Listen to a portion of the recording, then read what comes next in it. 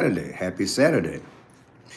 January 25th of 2025. I have 8:51 in the PM. Hope you guys are having a great weekend.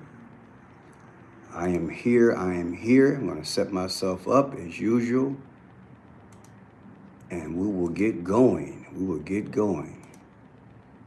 Praise God. Another live show.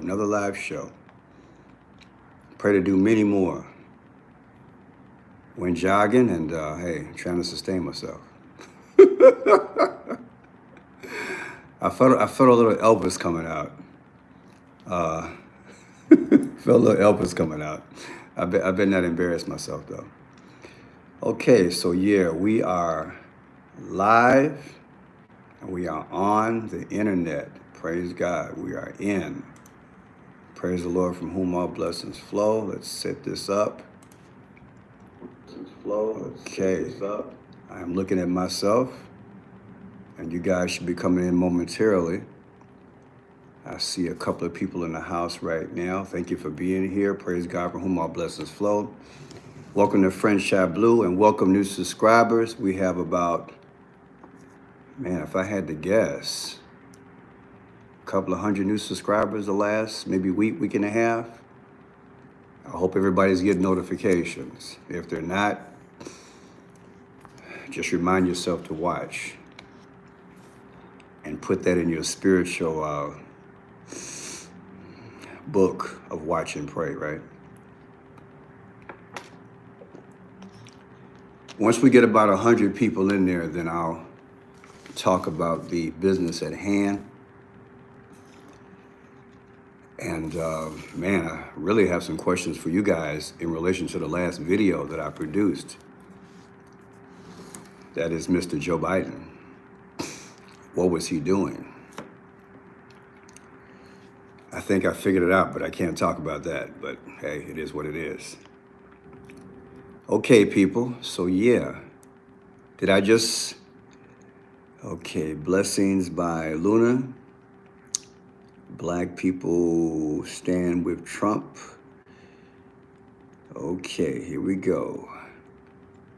So I'm going to make an announcement maybe a few times during the show.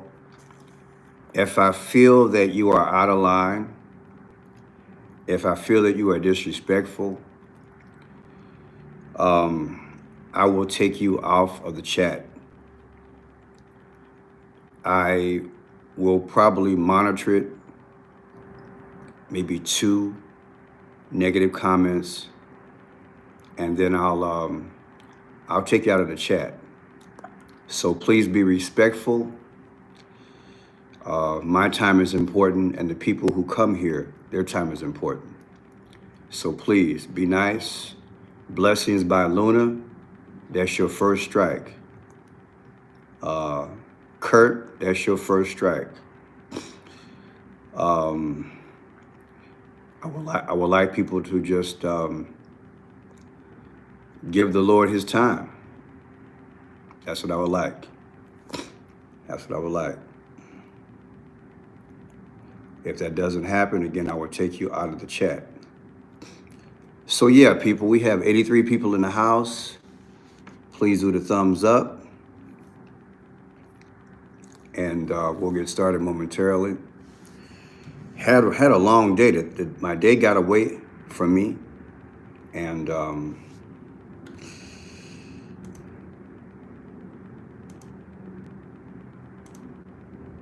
let's see here.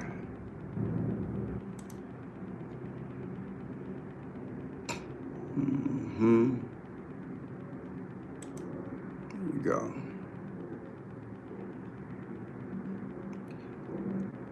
Yeah.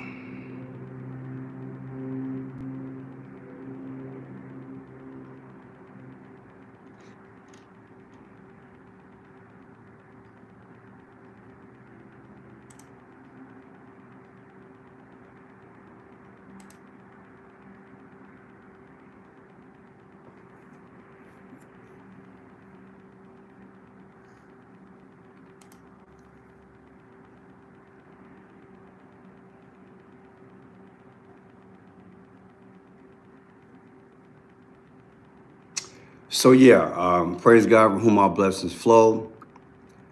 Again, I'm eliminating the foolishness right away. I'm going to continue to do it. At some point, we will start and we'll be fine. I want to talk about Joe Biden tonight and why he was honored at the Masonic Lodge. I also want to talk about Pete Hegseth, and the numbers in relation to that. I want to start off by what the Lord spoke to me about earlier today. It was very, very beautiful, very beautiful. And I wanted to share that with you guys from the beginning. Yep, we'll say prayers and we'll give thanksgiving today. Thank you for calling. Well, wash you, get it well, and a wash and a press. Oh my gosh. What in the world?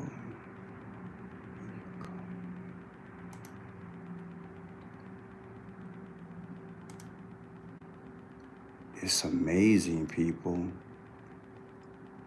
I'm convinced, like you guys said yesterday, there are people assigned to my there are devils assigned to my channel. Yeah. There are people assigned to my channel. And see, the devil, he's pushing with everything that that he has. People, let me tell you something. It's not going to matter if I have a moderator or not. You still got to stop and do it. So I'm not going to worry about it. I can't trust people. Everybody I've had over the years has turned on me. I have a special calling. I have to be very careful. I'll be fine. I appreciate you guys' implementation. We're just going to start. And what I'm doing, I'm just doing something different here. The fools are starting early, which is good because I'm eliminating them. That's what I'm doing. And so let these devils come out to play, and I just get rid of them. That's all. That's all I'm doing. But there are devils assigned to the channel. They don't want the word out. They don't want people blessed, and they don't want the decodes to reveal what's going on. These people are going to burn hell wide open. I see it for what it is. They're going to go straight to hell. I don't believe that. I know technology is advanced. I believe the majority of these people are not bots. These are just devils. These are people. These are Satan's children. So what I'm doing, I'm gonna beat them back, and then I'm gonna start my show. These people are gonna bust hell wide open, and they've only got one time to get it right.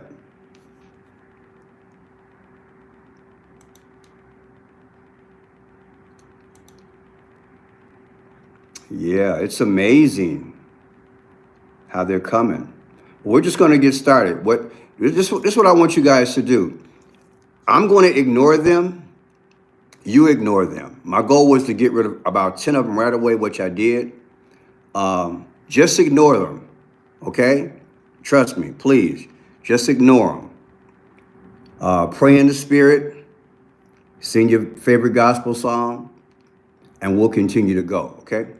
So I want to say thank God from whom all blessings flow. We have another day. It is Saturday. Not sure if we did something last Saturday or not. My days kind of run into each other, but I had a quick day. The sun rose and it set. Tried to get some rest. I had maybe 5.5, 6 hours sleep. It's a lot of work lately, a lot of work because Trump moves at lightning speed. He moves at lightning speed. But we're getting things done. And I went jogging about a half hour ago, took a super hot shower, and now I'm ready. So yeah, we'll get on with it. So yeah, earlier when I was coming back home from having lunch, yesterday, I talked about the levels of growth that God has us go through, the stages, the infancy, be as a little child. The New Testament talks about that. Then you finally get a little knowledge. and the book knowledge, mother wit, that sort of thing. And before you know it, you're gonna go through those stages gradually: child, knowledge, wisdom, and then God. He kind of spoon feeds you with the wisdom to see if you can handle it, see if the pride will be there. Once you graduate to that point, a wisdom level, you go to a level of enlightenment. And I forgot to put that in there yesterday. And the Holy Spirit spoke to me when I was in the car today, said, Pearson, the level that we need to get to is enlightenment. That's that discernment part. So be as a little child, humble, then knowledge, and then wisdom, and then enlightenment. And then once you have an enlightenment stage, guess what? You speak life into people. Isn't it beautiful? You guys might want to write that down. It blew me away. It blew me away. It was just a soft, subtle voice, and the Holy Spirit just told me the layers. And I was like, that makes a lot of sense, because I remember my progression. And it's so beautiful because God works with you in stages. And you can tell he's working with you because you can look at your growth and you can compare it to where you used to be and then where you are. And if you're honest with yourself, you have to ask yourself, where do I need to be? Right? Let this mind in you, the way it is in Christ Jesus. We have to press and persevere. Now, I've been asking God recently, how is 2025 going to go? I can only speculate. You don't have to take it as 100%. But like I said, Trump is working on the golden age. And like I said, there's a great divide there. You have the millionaires and billionaires who are taking care of the tech and the AI aspect. Yet you have Trump, the ministers, patriots, we're pushing him to do what? To keep our moral base intact, to keep us strong, and to try to flourish again economically. Well, at some point, Satan's reign is going to try to choke off what God is trying to do. And I do believe at that point, Jesus has to come, because Trump is going to lose. Like I said, they're going to take him out. It was interesting today when I did the video on Pete Hegseth.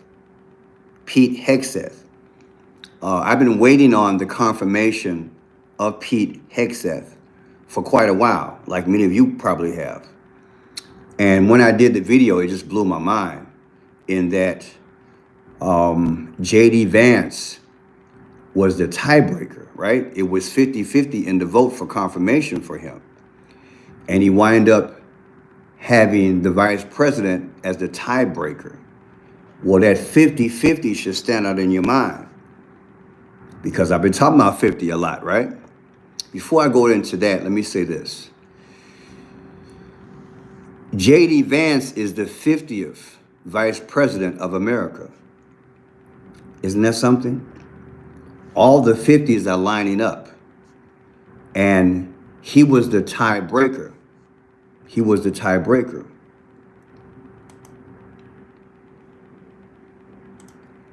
And being that he's the tiebreaker, he will eventually be president. It's like we're getting these subtle signs, but we're getting them real quick. And even me being at the computer for X amount of hours per day, man, it could get past me. But yeah, the 50 is important because the 50 is the 50 states of America. That's what it is, the 50 states of America.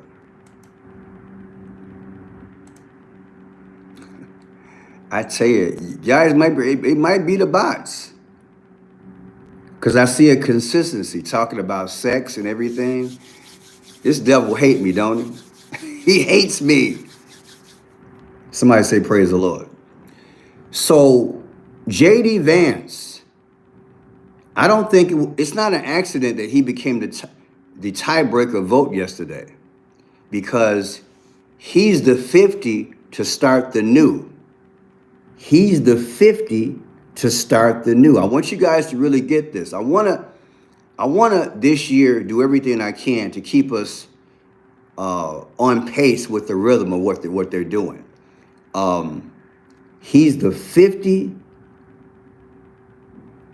and tiebreaker, and this period in history will never happen again, because there was a closeout. There's a closeout of the old system, the political, the religious, the economic, the social, everything. And what I see the powers doing is that when they have a major event, they symbolically speak through that event. That's why I'm saying it's no accident that he's the 50th vice president and he was the tiebreaker vote. 50-50 in the vote, and boom, J.D. Vance is there. It's just amazing how things are materializing before our very eyes. But yeah, getting back on this enlightenment thing, where are we going to be in 2025? Because when God gives you a moment of grace, what do you do with it? And let me throw it at you this way. When Trump won the first time, he shocked the world with progress for a year plus, and then boom, things went south because we had the COVID. I do believe there's going to be a kind of repeat moment. So the question is, what do you do with this moment? We can, like the average person in December through the 1st of January, we make these, what do you call it? I'm going to have a resolution. I'm going to have a good idea. I'm going to have a tribute. I'm going to start something new. Every year we think about, what will I do different? Now I'm going to suggest some things. Prayer.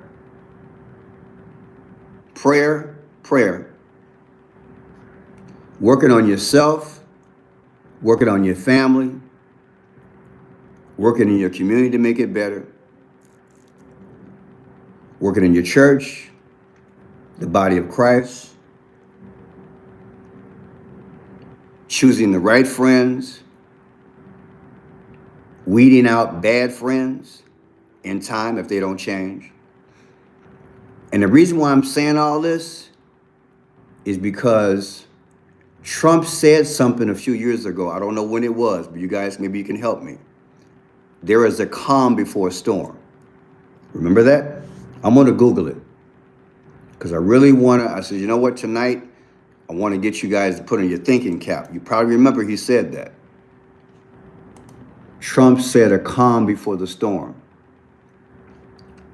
Now, I have October 6th of 2017.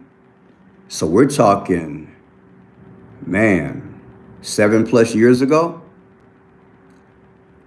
The powers do futuristic things. So in my spirit, I felt that. And I'm like, I got to bring that back to you guys' memory. Because this year, I do believe, is going to reflect his first term, and then it's just going to boom. And when you think about the first term, when COVID came, that was like the storm, right? I do believe there's going to be return. What that could be, will that be economic? Will that be social chaos? Will that be the grid going out? I don't know. But Trump said it. He said it's going to be a calm before the storm. Will that take place? Yeah, it might be war. Thank you. It might be war. And in my spirit, I'm like, Pearson, you know what? We got to talk about that because we need preparation time. I guess that's a good word, preparation. We need preparation time. We might have a year, we might have a year and a half. What I'm saying is this. We see the powers setting up and putting things in place right now. I know I've said it 1,000 times, but look at AI, look at the computers. You got Elon Musk throwing it out there last couple of days. Now we're going to get rid of the penny. I haven't decoded that. We're going to save some money and get rid of the penny. Really? They're stringing things along, a truckload of executive orders, and Trump is getting out of the gate right away. Correct me if I'm wrong. He's been to, what was it, North Carolina, right? He's been to Los Angeles, and where else did Trump go? Trump, right out the gate, he just, boom, he's out there like he's campaigning again, right? He's putting boots on the ground, and he's putting teeth. He's putting teeth. Thank you, Las Vegas. Thank you, Anna. He's putting teeth behind what he said he's going to do. You feel me? And as we watch him, literally in comparison to Joe Biden, he's moving at lightning speed. Think about it, people. This guy is out the gate and he's moving. I was like, man, where is he going next? Non-stop. And he had his celebration, and boom, he's in Air Force One, and he's doing it. Yeah, he keeps his promises. You're right. And what I'm getting at is, as he's working on his agenda as the president, what are we doing? What are we doing? From a religious/Christian point, what are we doing? Are we getting closer to the Lord? From a financial standpoint, are we having multiple streams of income? Because look at this here. This is the first time in American history we have a crypto president and we have a crypto Congress. I want you to wrap your mind around this. I'm not a financial advisor, but I think a lot of you guys see what I see. This is the perfect time to kick off this crypto thing. I want some feedback. What do you think? What are you hearing? What are you seeing? Do you see it? And those of you all who know that game, did you get in it? Are you thinking about getting in it? Do you think that within a year, year and a half, it's a good investment? What do you think? You made $25,000 on crypto last month? I hear you. Look, this is why I'm doing this video in part, because people, this is a grace period time. Yes, silver, gold, but crypto seems to be the new bonanza, right? Think about it. You invested in XRP. I think Elon Musk is in XRP last time I read a few weeks ago. You buy and sell silver? Yeah. But yeah, I'm not an advisor. I'm just saying, people, I'm looking at this time and I'm saying, man, this might be a real good time to move. Those of you all who are doing the crypto, the gold and the silver and commodities, tell me what you think. Did you see this coming a few years ago? Were you counting on Trump to get back up in there? You know? And you made your move in anticipation of that? Or are you going to make your move now? Okay, you're saying 100%? Yeah. Look, I want to, look, my goal is to help. Of course, I do Christian ministries. Of course, I do decodes. But part of that, I see the signs of the times. And if I can help somebody by saying, look, there might be an opportunity, maybe you guys can help each other. Because the Bible does say, look, 2 or 3 gathered together, he be in the midst. This is a time, I don't think a bonanza like this will ever happen again.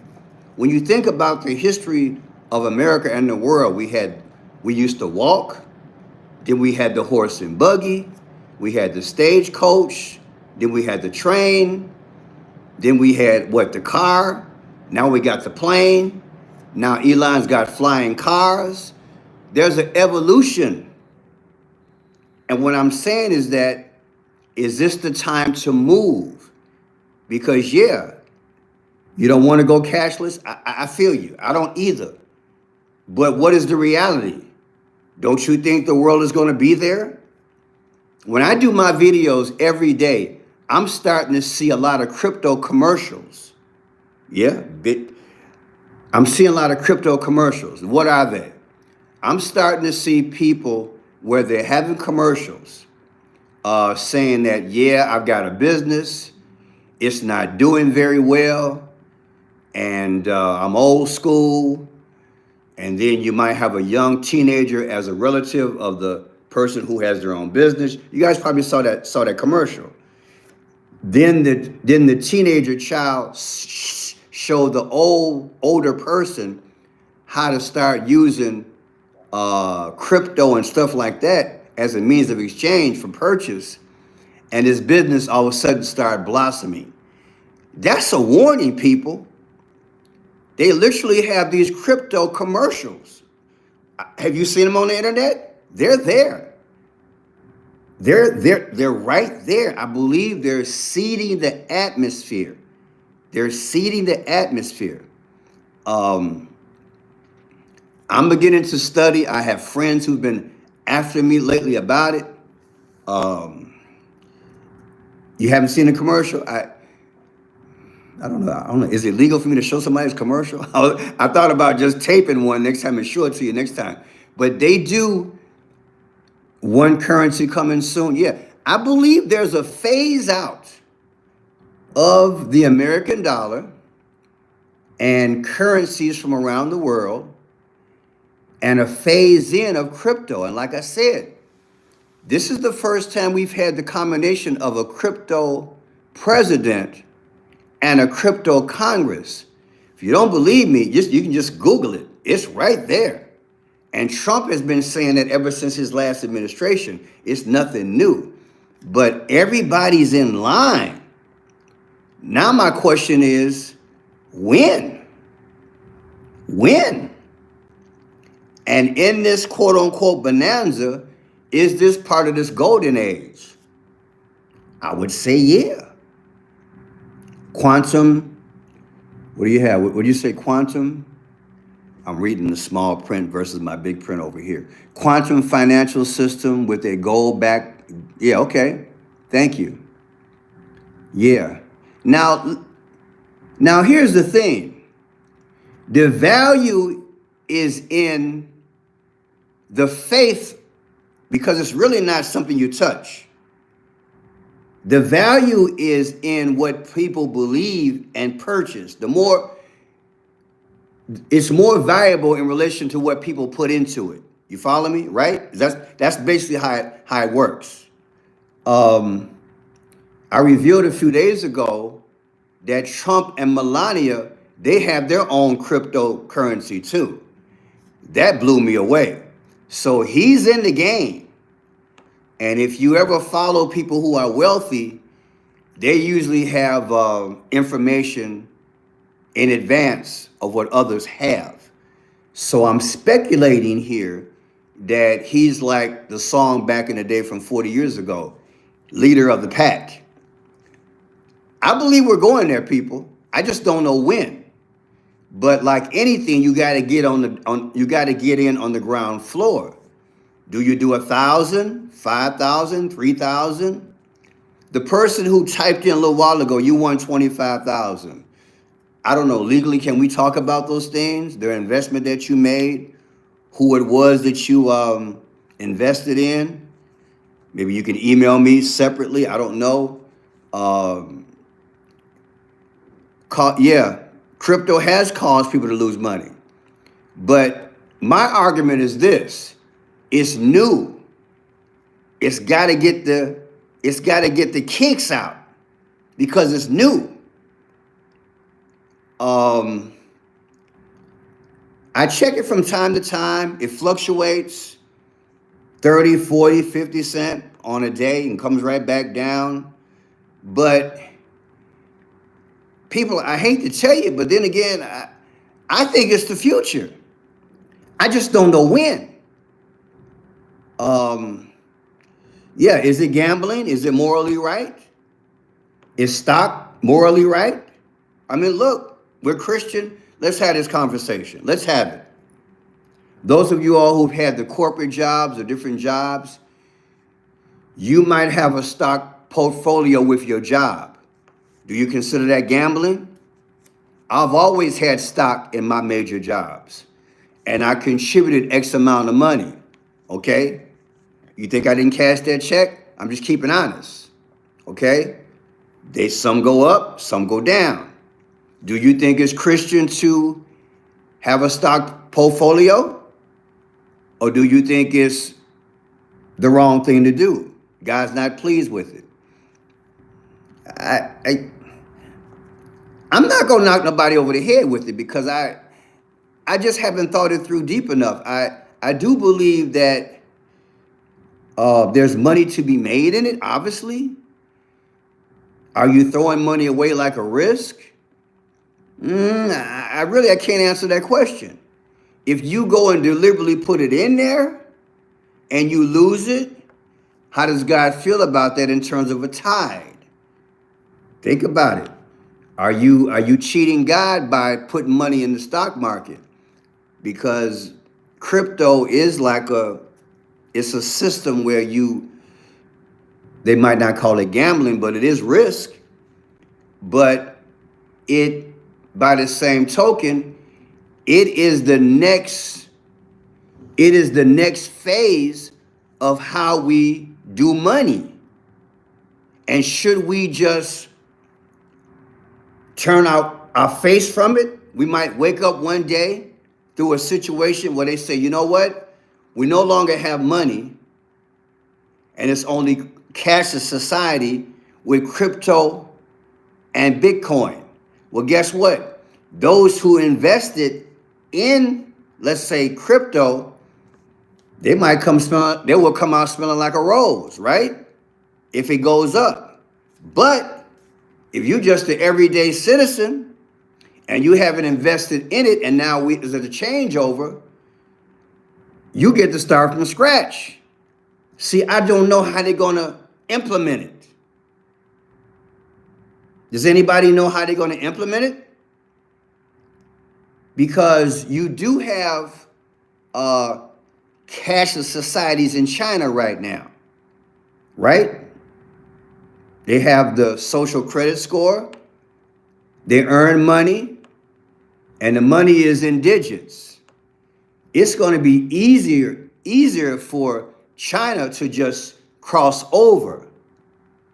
What I'm saying, people, is that at some point, there's going to be X amount of nations that are going to be doing this.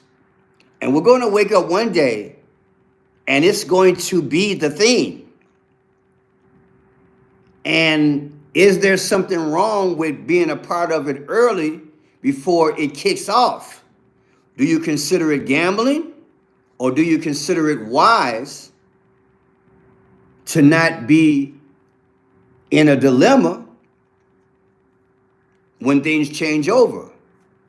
Or do you think that when it changes over, they're just going to be fair,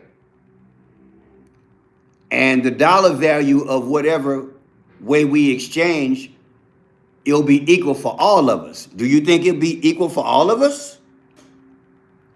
See, I just don't know. I'm not the fly on the wall. I haven't been to the meetings, but I'm looking at it every day, and I'm seeing the commercials, and I'm seeing Trump. Trump and Melania got their own money now.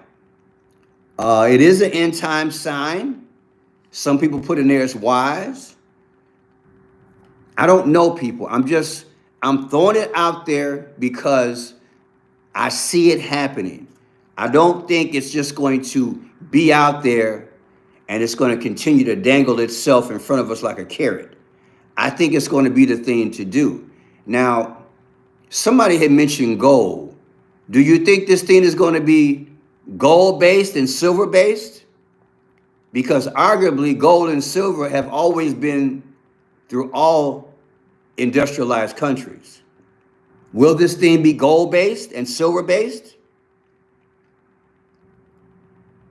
You feel me? Somebody answer me. What do you think?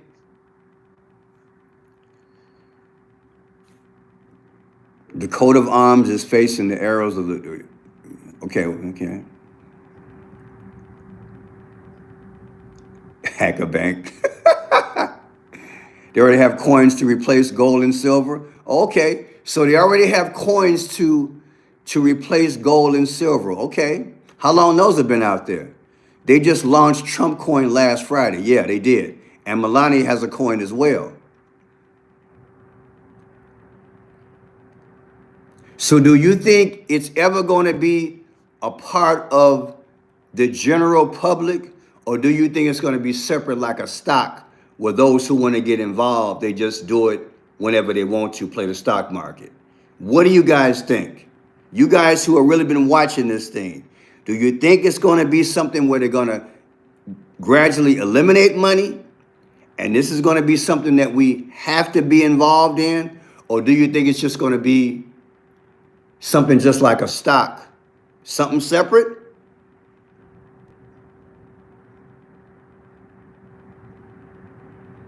General public, money is outdated.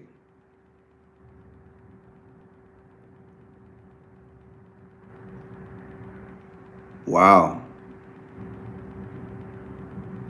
Yeah, I just get the feeling that they're gonna get rid of money. And you know why I think they're gonna do it? Because I have books over 40 years old which talk about a cashless society and how to justify it. One of the first books that I had was from the 70s.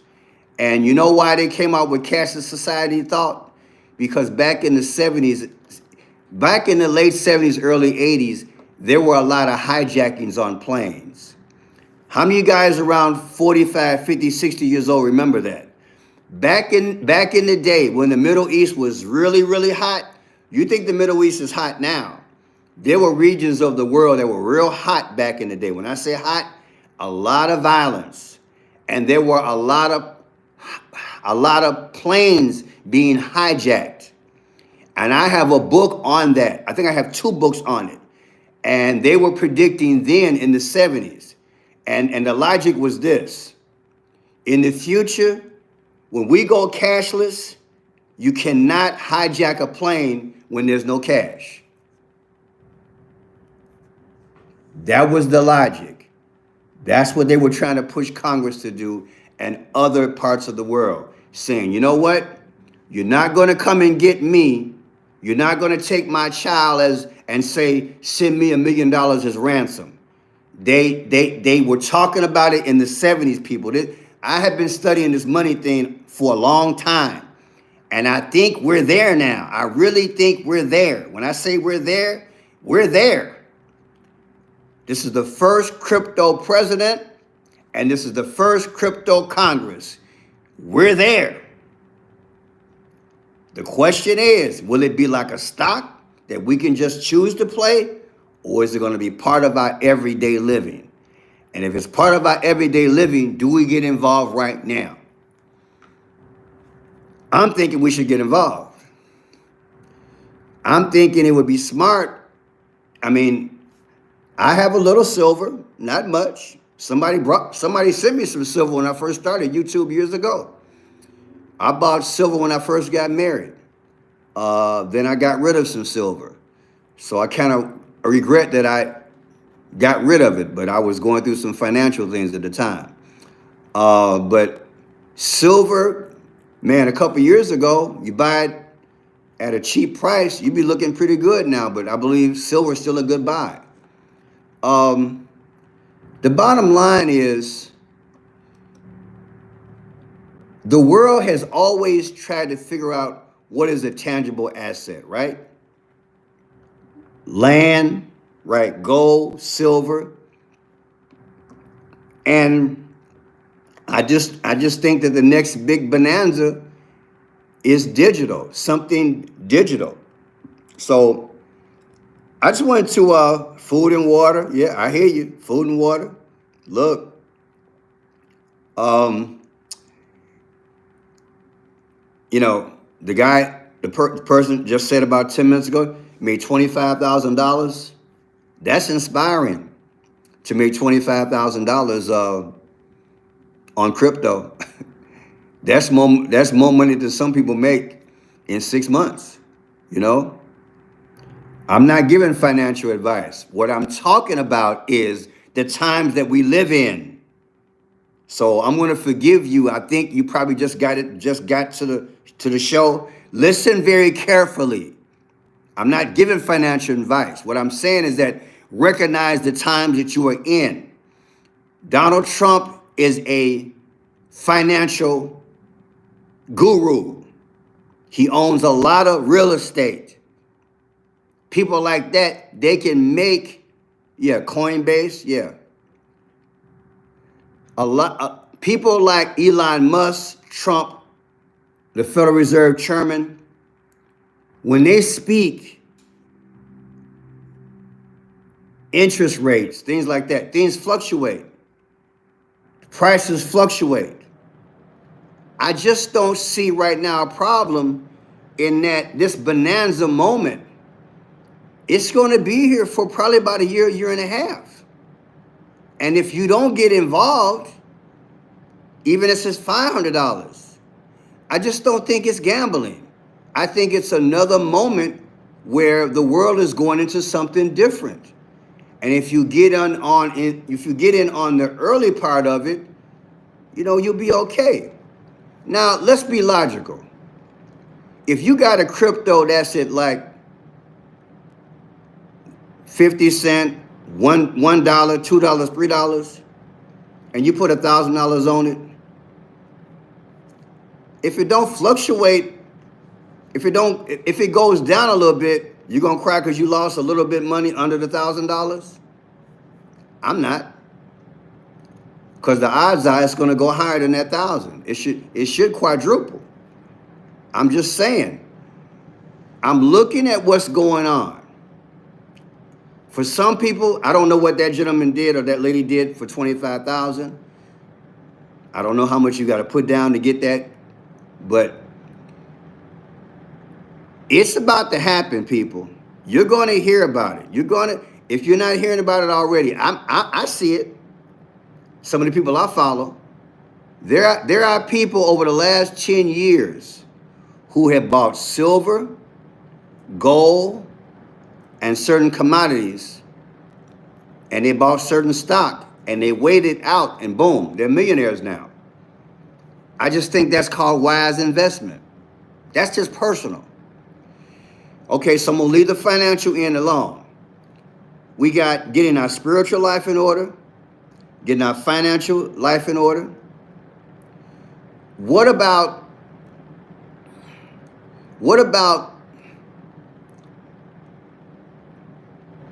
a plan for the next 6 months to a year and a half? What kind of realistic plan can you make in relation to what you see? Now I'm gonna throw this out there. Anytime you see millionaires and billionaires coming to someone like Donald J. Trump before he took office and after he took office, I think logic should tell you something is about to kick off. And I should get in it and then get out. Because that's the way the market goes. That's where anything goes. It goes high and gets low. It's just a matter of knowing how money works. And these people know exactly where they're going. They really don't need no more money when you think about it. But they invest on the latest of everything. And that's what I'm seeing. I'm seeing them getting involved in the latest of everything. And this is why I'm bringing this up. What is the latest of everything, and when do you get in it. I would say within the next 3 months. Jeff Bezos, Elon Musk, just go down the road. In all my years of covering media, I have never seen in this short period of time that many people come together financially. Zuck, all of them. I've never seen it, people. I've never seen it. We already know the mark of the beast is coming. We already know that. But by the same token, can it be a fruitful and multiply thing for yourself? Can it be? And again, I'm not giving financial advice. I'm trying to get you to see the outlook. Can you capitalize on what they're investing in? That's all I'm saying. That's all I'm saying. Because once this thing takes off, man, the question then is, will there be affordability for you and me? Now, let me throw it to you like this. Suppose a recession or depression hits. If you just go on YouTube right now, any social media, you have a lot of so-called experts, people who have predicted the last 20 years of the downsizing of different things. They're predicting bad things within the next couple of years. I'm not saying I'm taking stock in what they're doing. What I'm saying is that they've been accurate. Suppose they're right this time, and those who invested in crypto made enough money to sustain themselves through this bad time. And those of us who don't, now we're in trouble. Is this a way that Satan is forcing us into the mark of the beast, where now they have a universal income? You see the trick?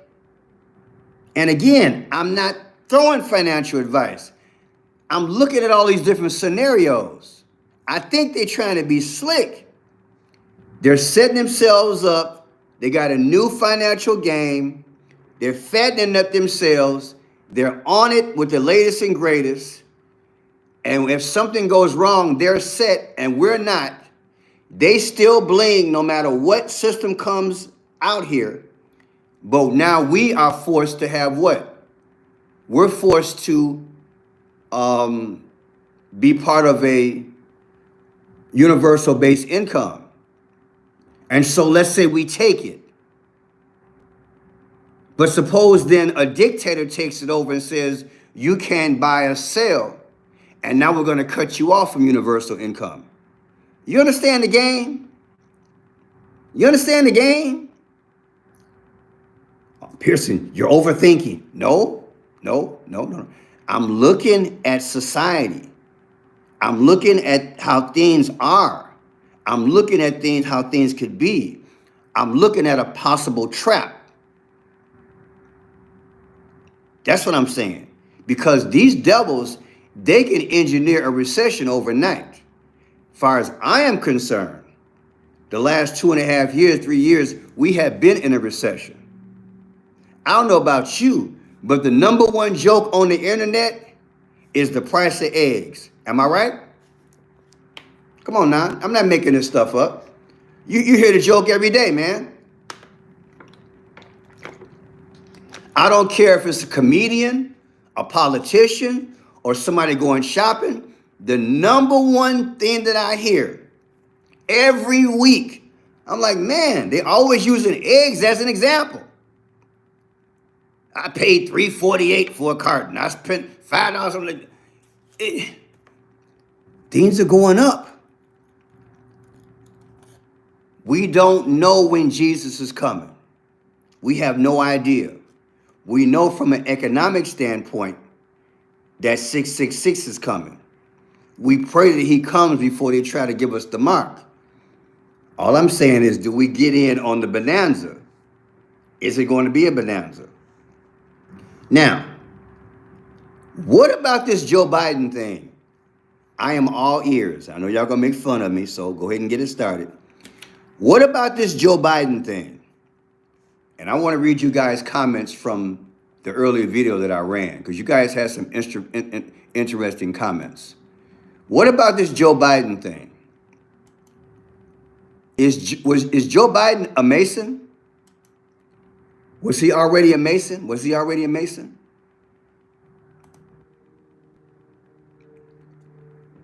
Let me set this up, and I'll get back to the questions here. Okay, so someone's asking me. He was dead in 2021.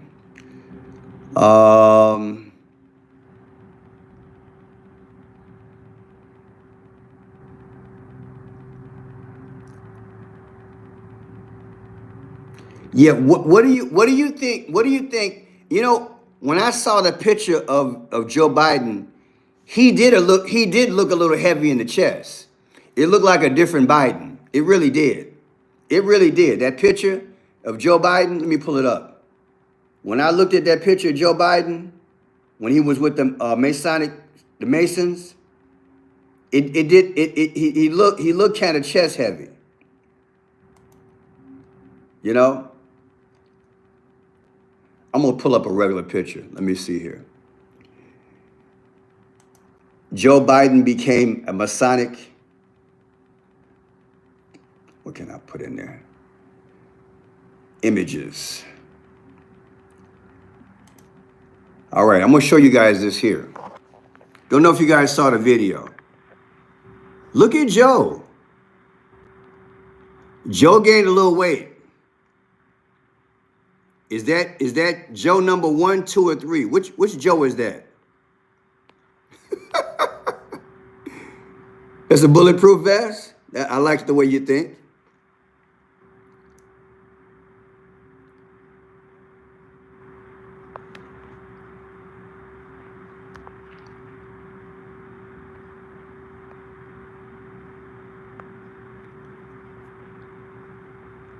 So what do you think?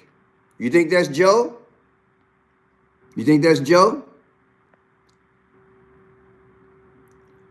Joe became a Master Mason on the 19th, the day before he left the White House. Isn't that something?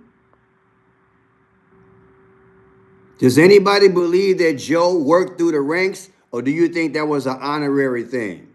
What do you think? What do you think? You think he was already involved with them?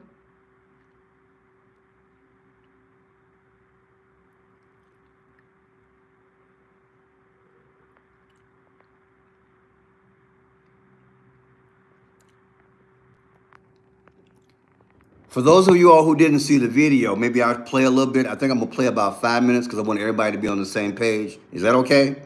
I want to play the video. I want everybody to be on the same page. Because I think this is very important. You think it was honorary? Yeah, it might have been it might have been honorary. It might have been an honorary. But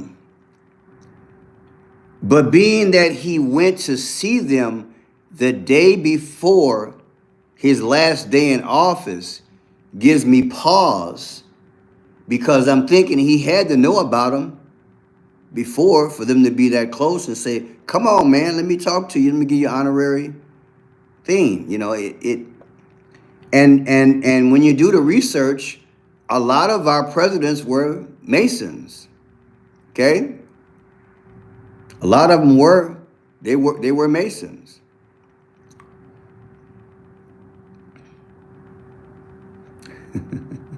Yeah, please hit the like button, please. Yeah, and they still are. Well, let me get back to my original thought from years ago. We have new subscribers, so I want to get them on the same page. Then I'm going to play a part of the video. People have always, not always, but through my research over 40-something years, I came to the conclusion that America was not designed for us. America was not built for the common man and woman and our families. It doesn't mean that some of the intent of the founding fathers, their heart wasn't in place to try to help people. What I'm trying to say is that there was a hidden agenda, a hidden agenda. When they put the Constitution together, when they put the Bill of Rights together, when they set up the economic system, when they decided to do the Federal Reserve, those of you all know, just like I know, that a few millionaires got on the Titanic and a few millionaires did not. The ones that did get on the Titanic, they're saying, did not want the Federal Reserve or were questioning it. Those who did not get on the Titanic for the meeting, it said allegedly they were for the Federal Reserve. Since the Federal Reserve, America has been borrowing money. That makes you beholden and it puts you in debt to an entity which is not elected by the people. That is, it's called the Federal Reserve, but it ain't got nothing to do with no federal, okay? No federal government. And it was created, I believe, as a tool to put us in bondage for the future. You understand what I'm saying? And so America, in my humble opinion, it gradually revealed why we're here. It doesn't mean that God wasn't in it. What it means is that just like in the Garden of Eden, Adam shared the space with Satan. Guess what? We share this country with the opposition. The opposition many times is hidden, yet it's in your face. And as it's in your face, you might not see it for a few decades, even a generation. And about time you realize what's going on, guess what? You're already entrapped in the snare. But there were millionaires back in the day. In fact, the richest man of that time, I believe his name was Astor. He got on the Titanic. Think about it. The richest man on earth, Mr. Astor, got on the Titanic. He was diametrically opposed to the Federal Reserve. He saw something.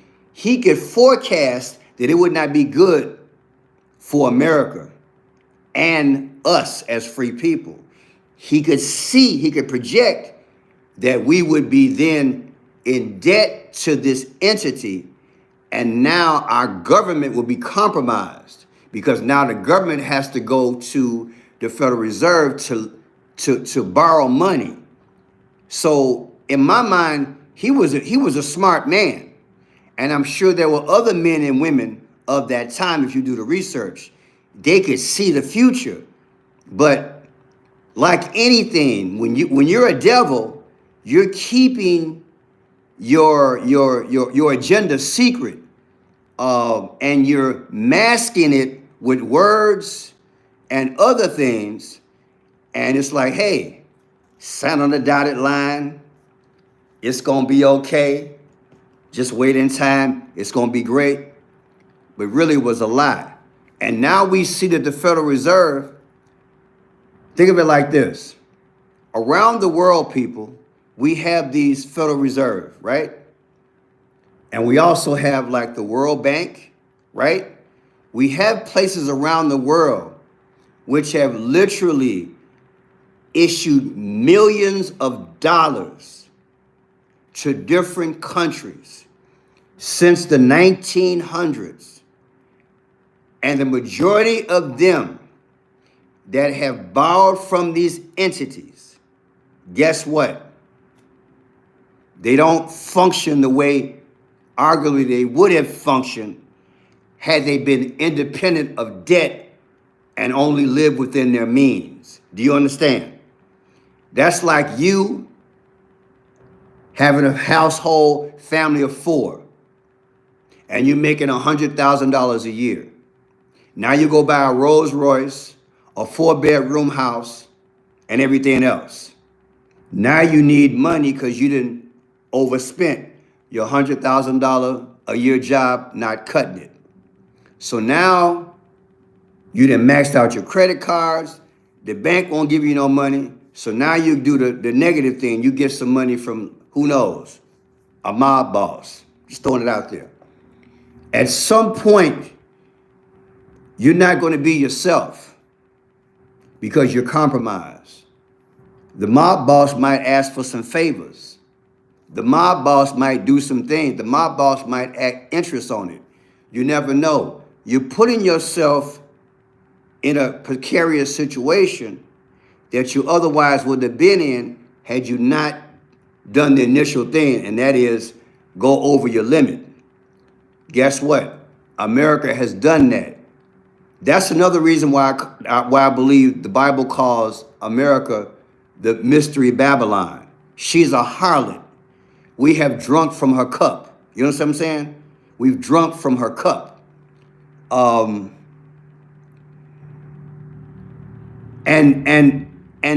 this has been going on. I've got books on it forever. This has been going on forever. In fact, I'm going to show you guys something. Just give me 1 minute.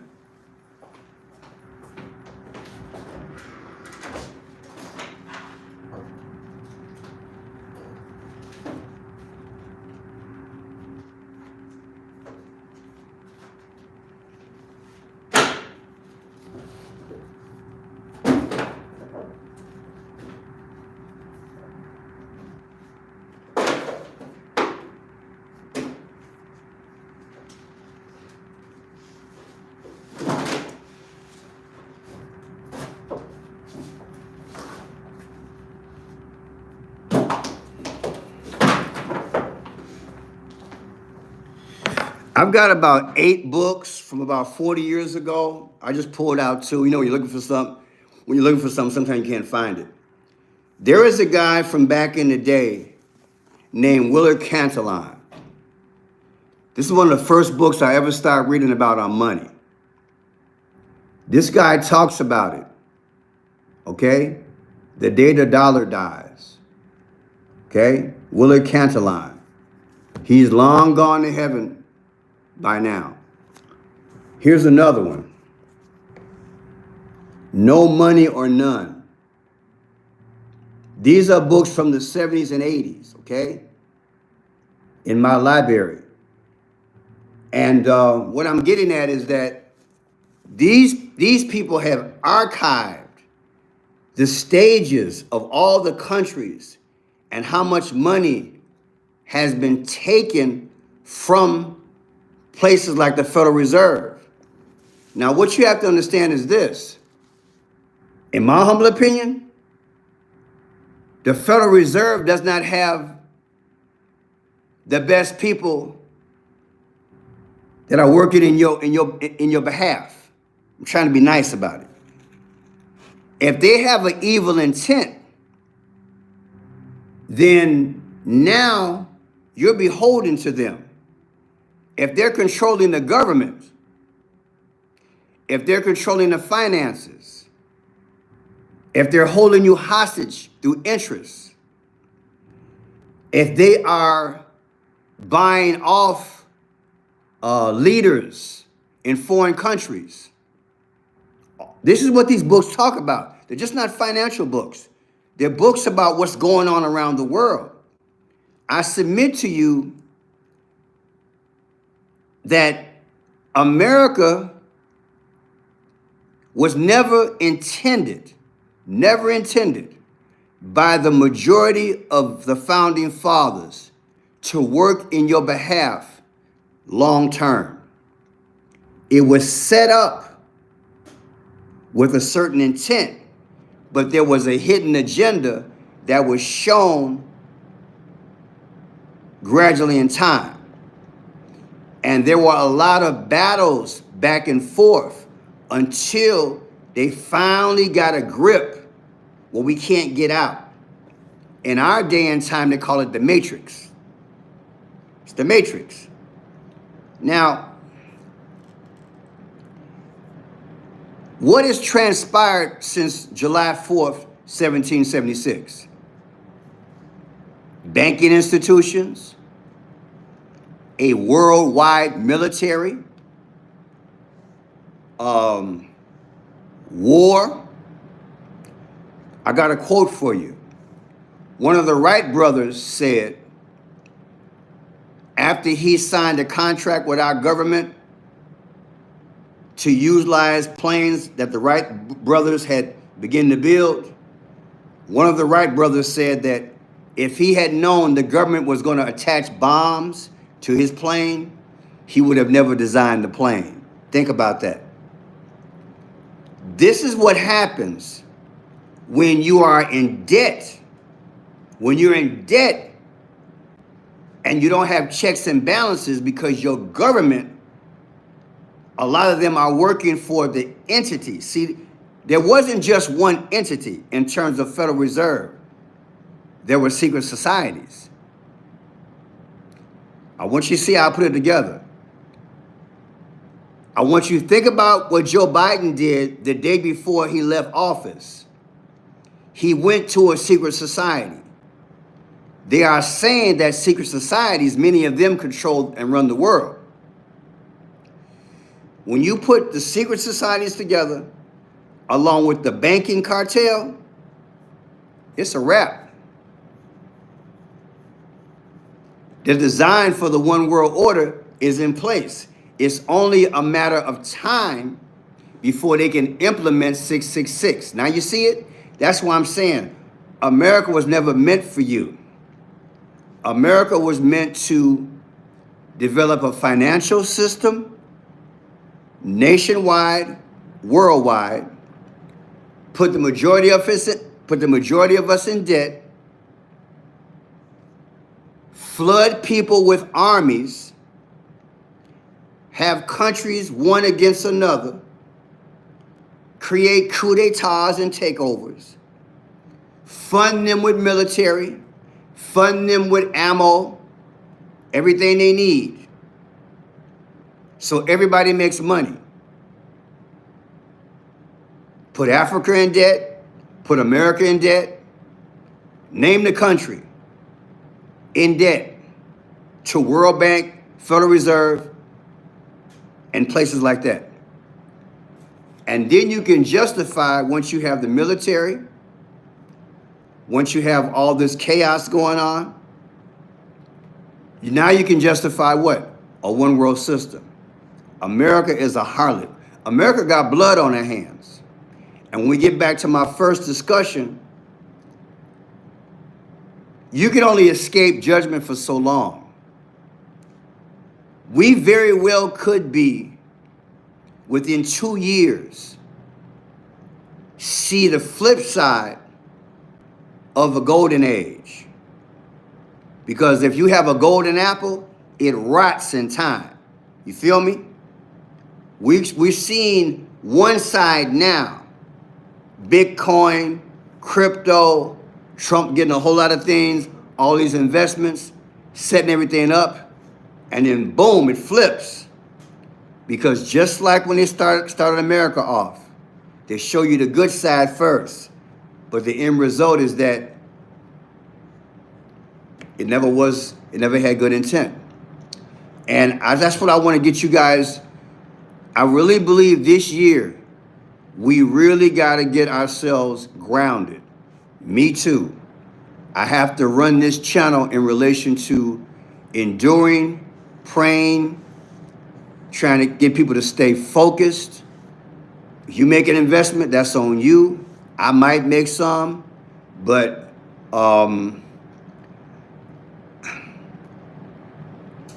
people at any moment, they could turn on you is what I'm saying. They got a financial time clock. They know what they're going to do.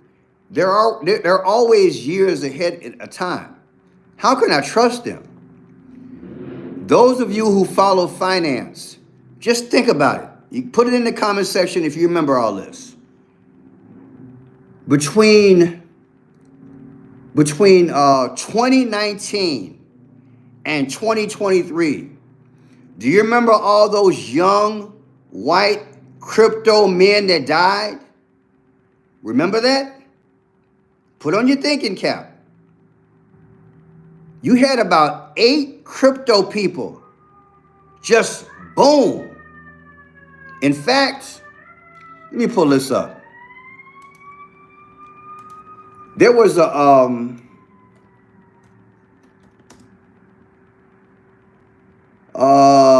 billionaire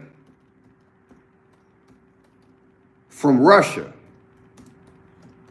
one of the most richest men in the world. You guys remember that?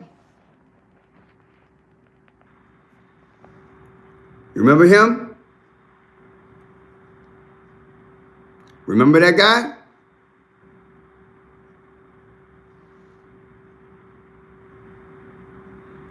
People, I don't believe this was an accident.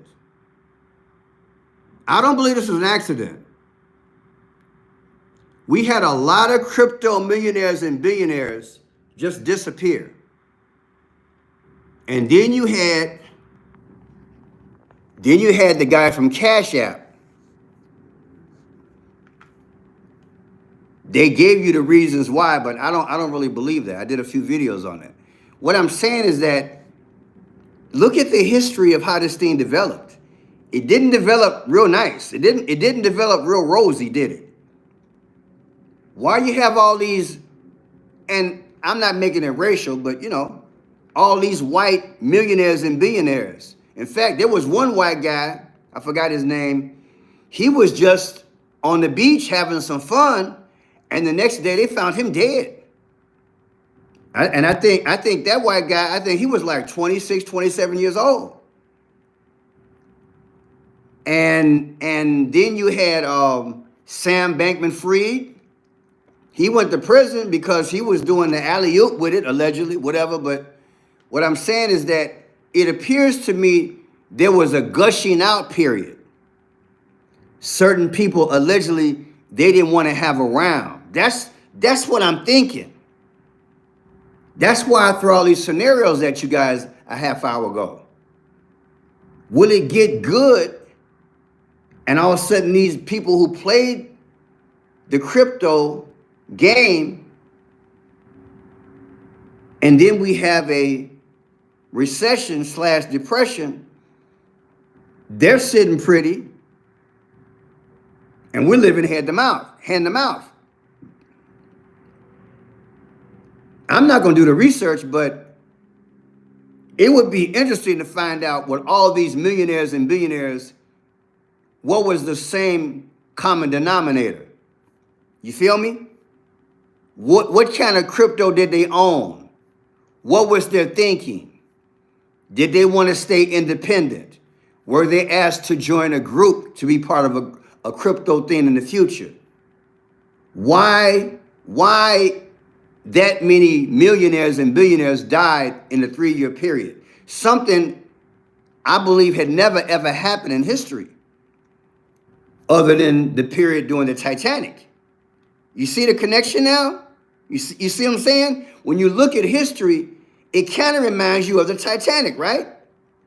Those of you all who know more about than me, how many people were supposed to be in that meeting for the Titanic? About 8, right? Let's go down that list. How many men were supposed to get on the Titanic to talk about the Federal Reserve?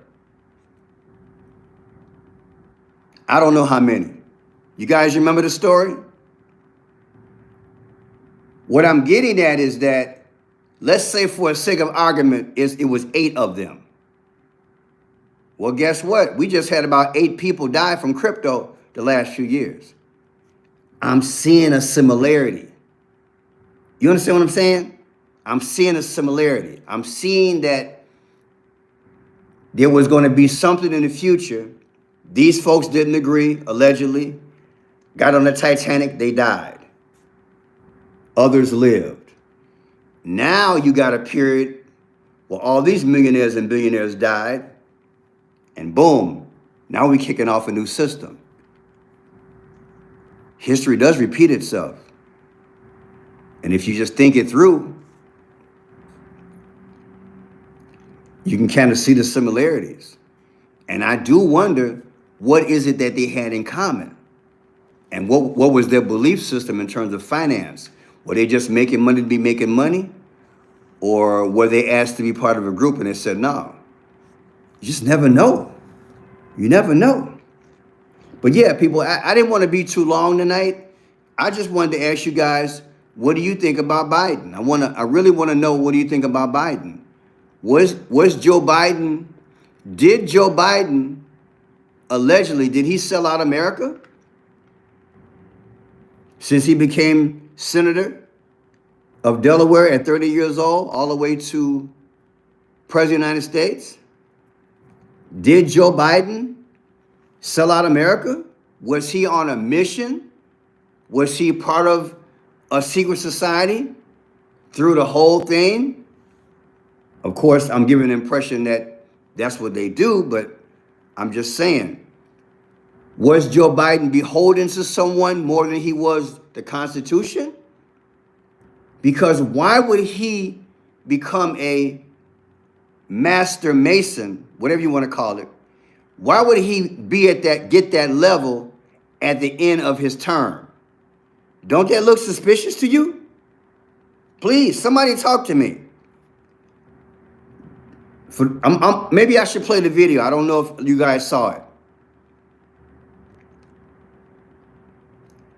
It just made it look suspicious. It felt like a reward.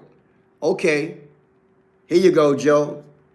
Thanks for taking care of all these policies for us over the last 40, 50 years. Great. Thanks for helping set up the New World System for us, Joe. Thank you. Now we're going to give you this status. That's the feel that I get. And what hurts the most is that, people, it's right in our face. Okay, what I'm going to do then, I'm going to play the video about 7 minutes ago, because I want you guys to see it. I think that's the best thing to do. About 7 minutes ago, because I want you guys to see it. I think popcorn time. Popcorn time. So get your popcorn out. You get to look at Joe for the last time. How about that? All right, so the name of the video is Why Joe Biden Became a Master Mason. He's not alone. Because a lot of our presidents became part of secret societies. So let's play this. The Masonic Lodge. All right. Here we go. All over the internet, the AF Post is saying that former President Biden has been granted membership by the PHA Masons. And here are some pictures of him being welcomed into their membership. And this is apparently a pretty big deal. And so a lot of people are saying that most presidents have been Masons. A lot of them have, but his association with the Masonic Lodge is now proof of his ties to esoteric mystery religions and secret societies and secret cults. It says right here, most worshipful Union Grand Lodge of Florida says, welcome former President Joe Biden to the Prince Hall Masonic family. The Lodge of South Carolina, the most worshipful master, welcome our newest member of the Prince Hall family. On Sunday, January 19th, a private event, Master Mason membership with full honors were conferred upon President Joseph R. Biden Jr. in recognition of his outstanding service to the United States of America. To be a Freemason is to be a part of a brotherhood dedicated to personal growth, service to others, and the pursuit of knowledge and truth. It is an honor to belong to an organization that promotes these timeless values. Whereas President Joe Robert Biden Jr. has demonstrated exceptional dedication and service to the United States of America. Whereas his service reflects the core of values of the most worshipful Prince Hall Grand Lodge of free and accepted nations of the state of South Carolina, including brotherly love, relief, and truth. Well, people, When I found about this, I was like, man, I was like, wow. The day before he spent his last day in office, January 19th, he went and did this. Are you guys surprised? Did you know that he was going to do it? And was Joe a Mason?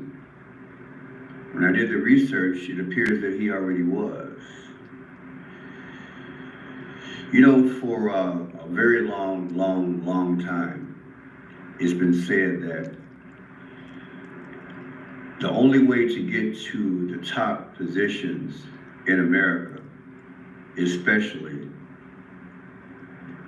a position as president, you have to serve in the secret societies. And you have to dedicate, and you have to do secret things in those societies. Of course, we've all heard that lips are tight, ears are closed, pledges are made.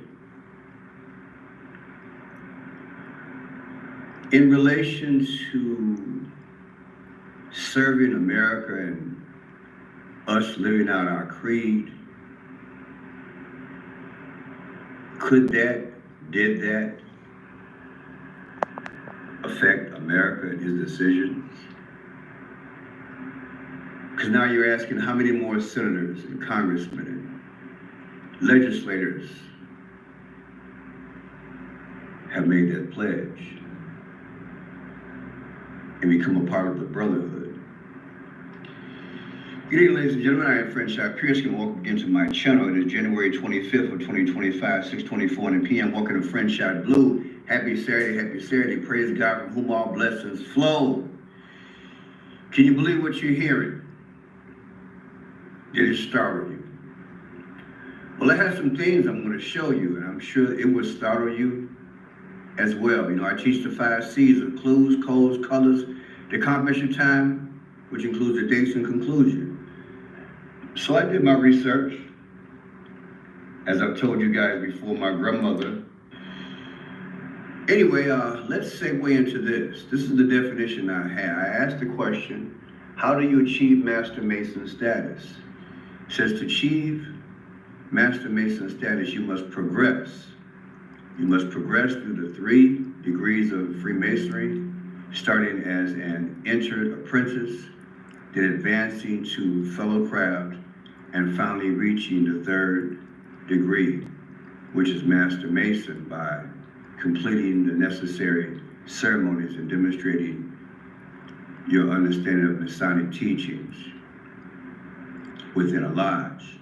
This typically involves being sponsored by existing members and meeting character requirements set by the lodge and Grand Lodge you are seeking to join. A Freemason just one day before leaving office, at a private ceremony, Biden was made a Master Mason of Prince Hall, Grand Lodge in South Carolina. There's the photographs. Again, from my research, he had to be a part of this long time ago. Because you're moving up in rank, right? Joe is moving up in rank. Joe Biden joins Masonic organization for African Americans. Now, after I did my research, I took a nap because all I had was 5 hours sleep. When I woke up, a few things came to me. But I was like, this appears to be an all-black Masonic lodge. And I know the founder of Prince Hall is black. I'm like, why did Joe go to a black lodge? And trust me, I'm not being racial about it at all. I'm just saying, wow, you got white lodges everywhere. Why did he go to a black lodge? I don't know. But I did find some things which are interesting. So that's the basis. That's the video I did a couple hours before I went live. People, that's one of the boldest things I have seen in American politics. I cannot remember a time where anything even comparable has ever happened. And those of you all my age or history buffs, please chime in here. Can you remember anything even close? I'm not talking about like the Monica Lewinsky thing or the Richard Nixon thing. I cannot remember anything on this remotely even close that somebody boldly while in office was with a secret society. Look, people, when media people back in the day did that, they became unalive back in the day, okay? You're not supposed to reveal. There are rules, okay? Hear me real good. There are rules not to expose certain people in positions and what they do, allegedly in secret. And anybody who's covered news, they know that. That's why they don't make that mistake. The few that have were hurt. I'm telling you, I've been watching this thing. You don't ask them certain questions about their affiliation with their secret societies. You don't do it. So what I'm saying is that I have never seen someone just overtly, and I'm not saying that he is saying it. What I'm saying that he's in office as a president, and this got out all over the news. I was like, what am I watching? Am I in the Twilight Zone?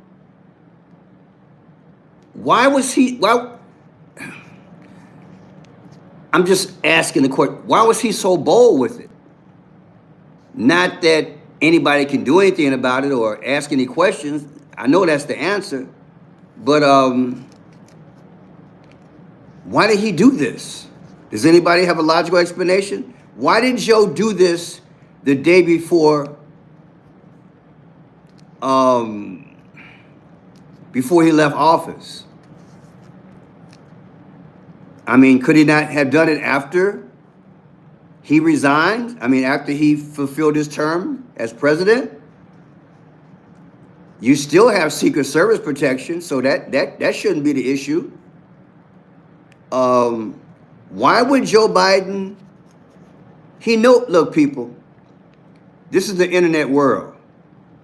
He knew this information was going to get out.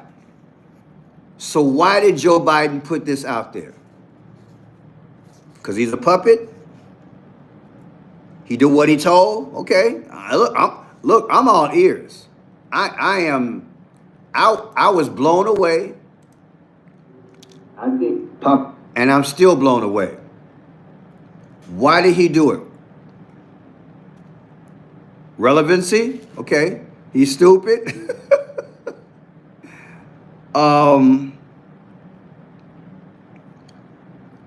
All I can tell you is this, people. January of 2025 is a very interesting month.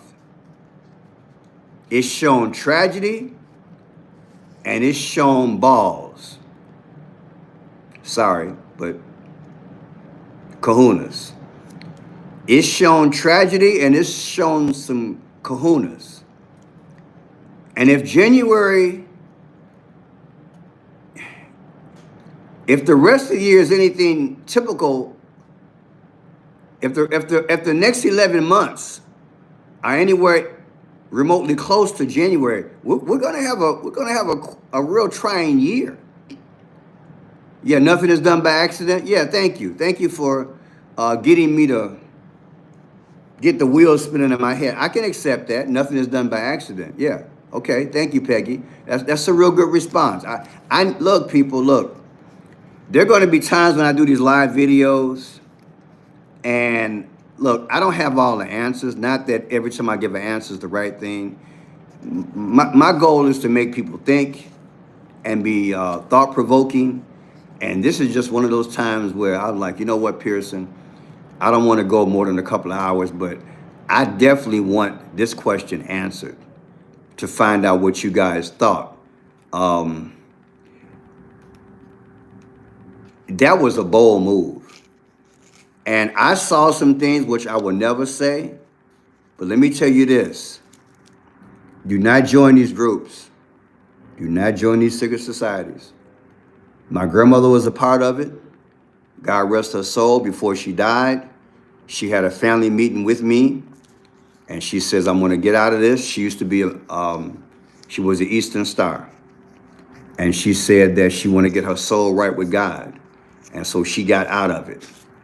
My great-grandfather, he was a high-level Mason, but he was my step-grandfather. His name was Ben Ware. He was the first and only black police officer in Chicago Heights in Illinois, you know, during that period of time. And I'm sure he got that position because he was with the Masons. The Masons treated my family very well. When my great-grandfather died, they would wash windows, take my grandmother grocery shopping, make sure the lawn was mowed. They were always respectful to me. But my grandmother just had a meeting with me one day because she turned the power of attorney of her life over to me. And I took care of her in the nursing home and everything else. But my grandmother, I trust her judgment, and she got out of the secret society. She got out of it.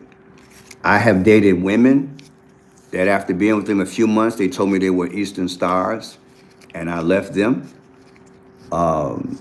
They were always secret about their meetings, the donations they had to make, the things that they did. And I just wasn't rolling with women like that. But you have people who are into these things, and I just, from what I understand, I'm not going to, I don't want any parts of it.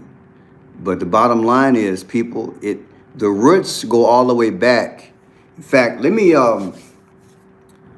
go to some of you guys' comments. I want to go to, let's go to comments. I'm gonna read some comments. How about that? I'm glad I thought about that. What people are saying in relation to the video that I did. It says that every one of them, they cannot testify against each other than that they are in a cult. And a person said BS. Another person says all the above. He was already one. That is, Joe Biden was already in it. You have to perform a sacrifice in order to become a Master Mason. These are people's comments today. The 99th is the highest degree, not the 33. I've heard that the 34th degree is the highest. I don't know. Then they put down, they sure don't hide it. Somebody says here, many are a part of it.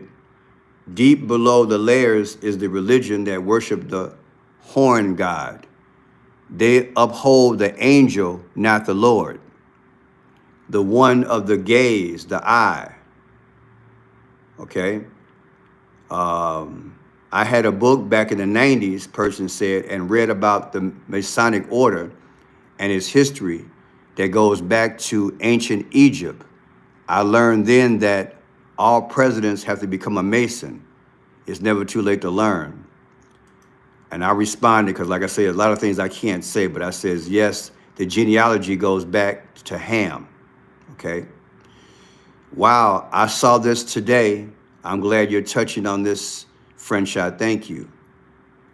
My Heavenly Father, have mercy. Did you see Jill's very purple outfit on the day she said goodbye? Yeah, I did see that, thank you. Boule, brother. Say Boule. Yeah, Boule. Might be, yeah, Boule. Antillon, if I'm pronouncing it right, Antillon Charles has video 5 hours long. He was 2010 Australian talent winner. Don't know if he is a Christian or if his ability to release secrets was controlled opposition. Worth a watch. I'm assuming this person is talking about the person was a Mason, I'm assuming. I don't know. Master Mason is a degree or level in the Masonic Temple, Freemasonry. I seen it earlier, French shot. What are your thoughts? Somebody put Antichrist. French shot, you're answering your own question. Is that you're asking my dad is a Mason? He wasn't in my life, but I didn't know they had to do all this. And I do know there's different levels that you have to go through. Yeah, I did answer my own question to a certain point, but I wanted you guys' experiences as well. Like I said, I cherished my grandmother when she told me she was getting out, and I did my own research, and I found out enough about the Masonic order that I didn't want to join. My father's a Mason, but he lives in Canada, person says. Any Mason can go to any lodge, no matter race or color. Maybe the lodge he's a part of wouldn't grant his pledge for 33. Jay-Z is a Master Mason. I've heard that before, that Jay-Z is a Master Mason. I heard that years ago, yeah. No idea what it means. Do they troll the public? Okay. French, I tried to search the Blue Beam Project, CERN, predicting program, the Popeye, yeah. Yeah, I've read about those. Thank you. Yeah, people. So these were the comments. I appreciate you guys complimenting. From time to time, I would do this because this organization is worldwide. And I respect them. Hint, hint. In no way am I going to be disrespecting these type of groups, ever. Like I said, I've had family members which were a part of it. And I probably got family members that are part of it right now. But one of my major questions is, man, why did Joe Biden wait till the day of, just before he left the presidency, to go ahead and get this honor? And maybe, like you said, some of you guys said, he's doing what he's told. This leaves me in a state of protection. Oh, wow, okay. That's the aspect I didn't think about. All right, Mickey, I like that. See, there you go. That's the aspect I did not think about. Wow, protection. Now you're saying you threw out the Masonic ring because it made you feel uneasy? Yeah, protection because he knows. Yeah. The question is, what does he know? You're right. That's a good point. I think you're onto something. We can speculate on that, but that makes a lot of sense. Wrong protection, though, huh? I know. Hey, like I said, there's some things I'm not gonna say, but I get it. I get it. Wow, protection. That's deep. That is deep. Thank you. Wow, protection.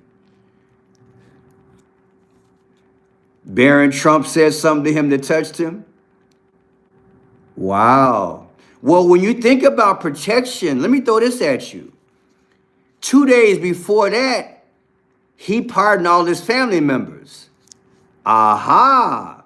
Is there a connection? Let me get your name right. You put protection. Who said protection? Where's the person that said protection? I'm trying to scroll back. I'm putting your logic with my logic. The one who said protection. Let me see, where you at? I'm scrolling, losing myself. I am so sorry, I lost you. The person you said it? Yeah, Mickey. Mickey, think about it. Think about what I said. 2 days, I believe, before Joe Biden got out of office, he pardoned all his family members. But all of them didn't do anything, quote unquote, wrong. So you might be hitting on the major one. You pardon them and you protect them. From what? From what? I think we better stop the show. Oh man, you hit it. I think you're right. I think you're right. I think you are right. I think you are right. That is deep, man. Or lady, I'm sorry, Mickey, I'm sorry. That's deep because he pardoned all his family members. And no president has ever done that before. Criminal activity, thank you. You're right, it might be some things going on overseas that Trump might find out. Or Trump's people might find out. I get it. Yeah, sometime answers come in the future as to what you do now. Protection. Not just physical protection, but all of it. Wow. Wow. That's deep. I'm gonna go to bed thinking about that. I'm not gonna write what I think, but I think you hit it. Not that other people's comments didn't make sense. He's told what to do, but this one is it. Wow, protection.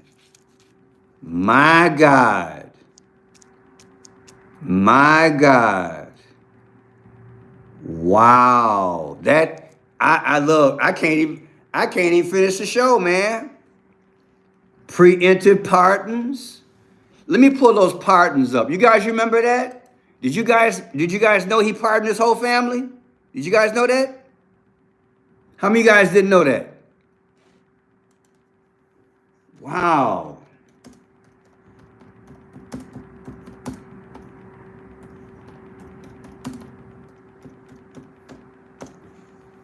Wow. He pardoned his whole family.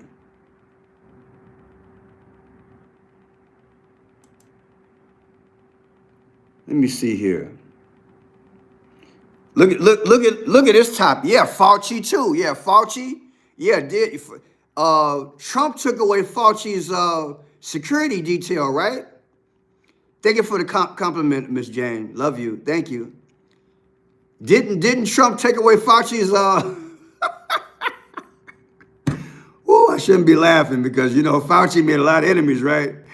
Trump took away Fauci's security detail, right? Wow. Look at watch this. Look at this here. Comer on Fox News. Biden crime family pardons serve as a confession of their corruption. People are on it. People are talking about this. House Committee of Oversight and Government Reform Chairman James Comer outlines how President Joe Biden pardons off the Biden crime family serve as a confession of their corruption as they sold out the American people to enrich themselves. Despite outlandish claims of no evidence by legacy media and the denials by President Biden, the House Oversight Committee investigation of the Biden influence peddling racket uncovered that the Bidens and their associates raked in, get this, they raked in over $30 million by selling assets to Joe Biden around the world. Now, this is allegedly. This is from the House Oversight Committee investigation. All these years we've been hearing about Trump being investigated. Do you think the next 4 years we're going to have Biden investigated? But now he beat him to the punch because he put a pardon out there? That's deep. That's deep. Checkmate. Chairman Comer writes in the op-ed that President Biden will go down as the most corrupt president in U.S. history, and the Oversight Committee's investment will be remembered as one of the most successful ever conducted by Congress. People, what a web entangled, allegedly. This is deep.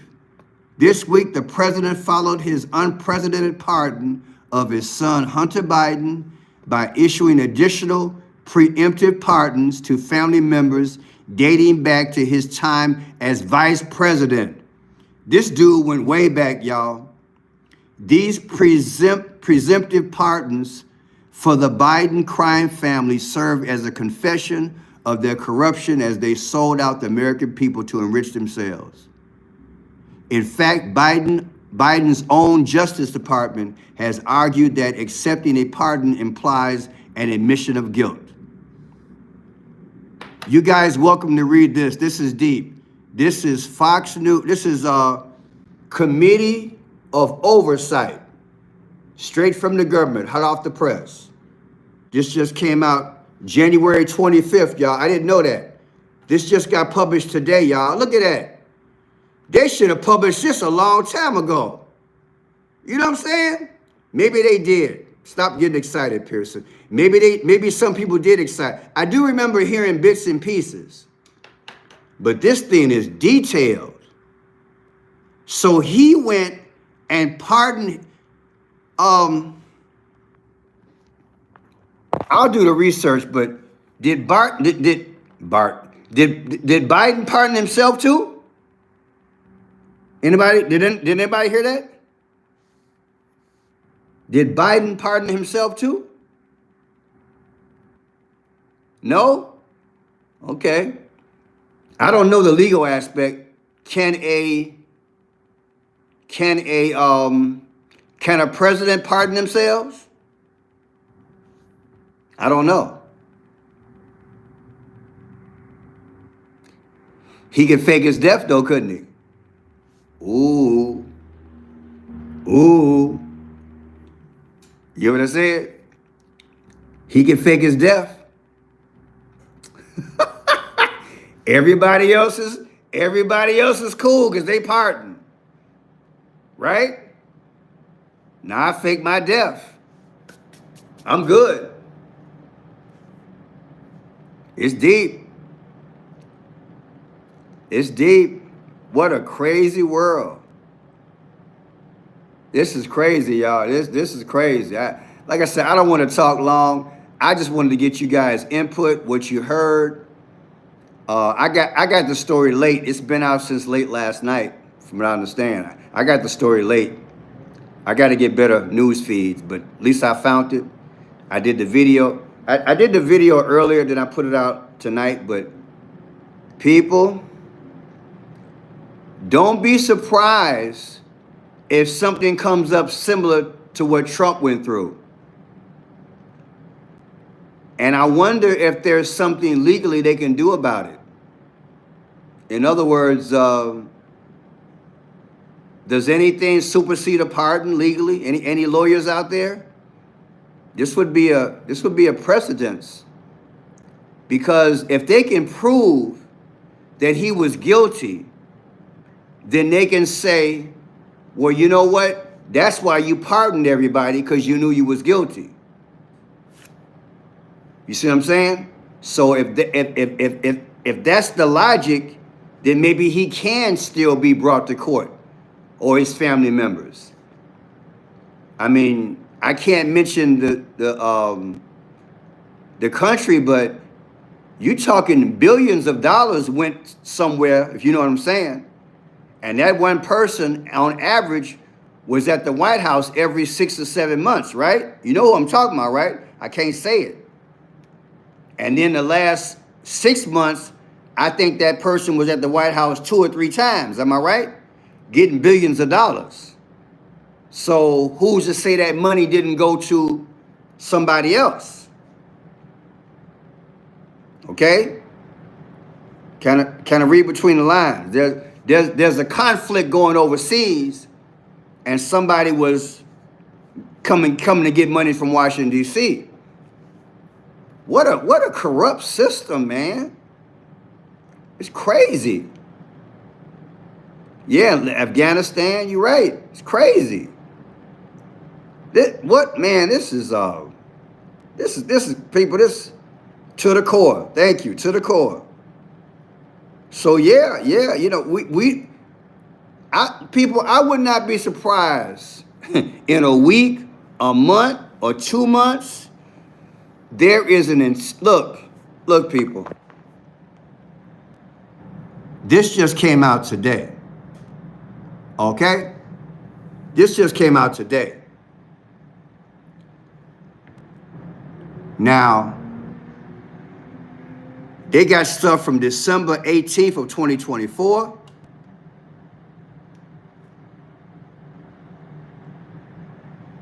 Look at that, December 9th, 2024, December 17th, 2024.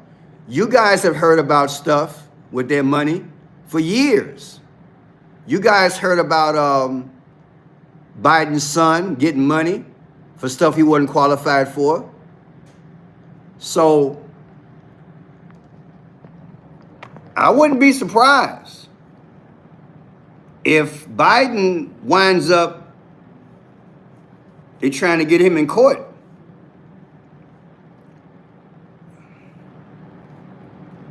It's time to check all the bank accounts, right? I mean, let's just keep it real. You know how investigations go. You know, this is crazy, y'all. This is crazy. This is crazy. So yeah, what we're talking about is, at the end, is why did Joe Biden become a master Mason on January 19th, the day before he left the White House?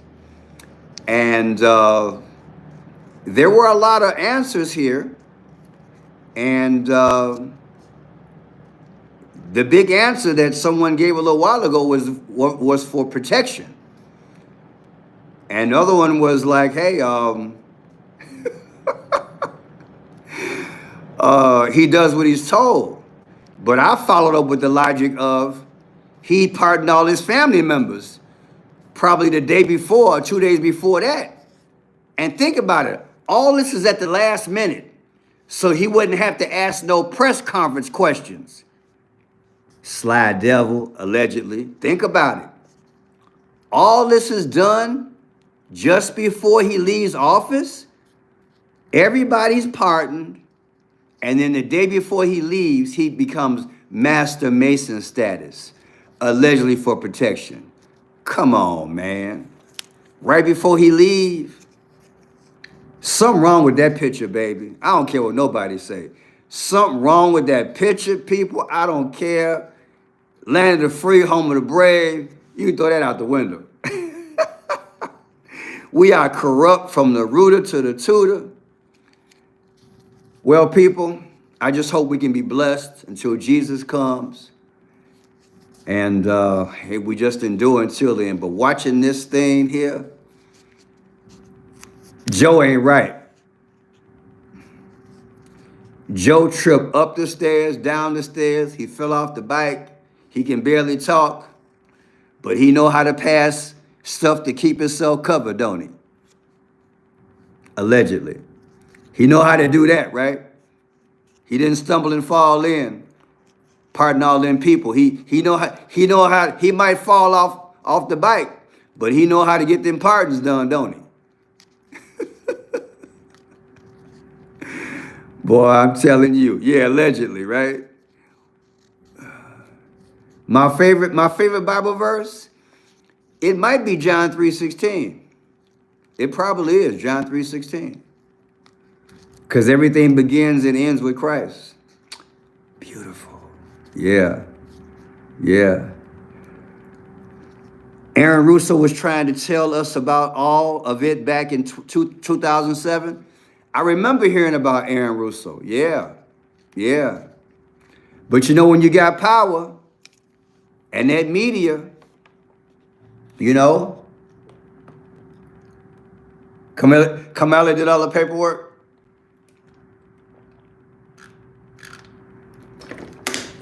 You know, I did a video about a week ago touching on some of this.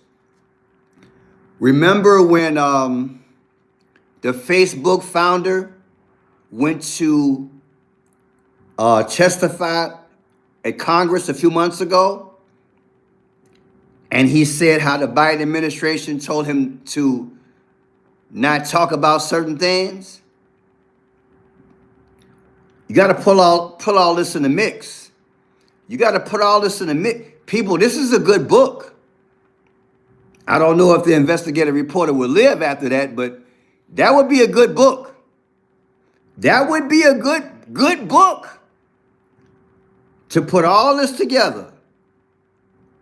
The whole Biden family together, all the money, all the trails that you had with Biden's son, all that. It would be a good book. It would be a good book, man. It would be a good it'd be a bestseller. I know it would be. There are Biden slick. I don't care. Biden slick. It would be good to find out what those pardons said exactly. Were they specific or were they in general? You know, I don't know how pardons go, but it would be good to read those pardons line by line to see exactly what they cover. That would be interesting because something's going on. A few days before he leaves, he pardons his whole family. And then the day before he leaves, he becomes a master Mason. That's a book right there. We really need to find out, as American citizens, what was Biden doing? And you know who's complicit in that? And you guys might not like this. Congress is complicit in this. Do you know why? Because they hold the purse strings. Do you hear what I just said? That's in the Constitution. I ain't no scholar, but there's certain things I know. Congress has to pass approval for that money. Unless Joe did an executive order. I don't think it works like that. I think that any money that went overseas, Congress had to approve. Say Fancy Nancy need to be checked too, right? This would be a hell of an investigation. What do you say, since 2007, that guy was asking questions about Joe? 2017? This is terrible, people. And when you put it in the context of how many people are homeless, how many people live check to check, how many Americans could have used that money, right? How many senior citizens could have used that money, allegedly, wherever it was going? And when you're dealing with something at that level, you know you got to have a wink and a smile agreement and somebody got to get paid off. You know that. That's a given. But yeah, that would make a good book on these hearings. What is it that, I mean, they're saying his own staff are saying that it's an admission of guilt to pardon your own people, that evidently you were hiding something? His own oversight committee? You probably got a slew of people who would have to come and testify. You know what that means, don't you? That means a lot of folks gonna come up missing. People, look, look, I couldn't be the only content creator talking about this tonight. I couldn't be.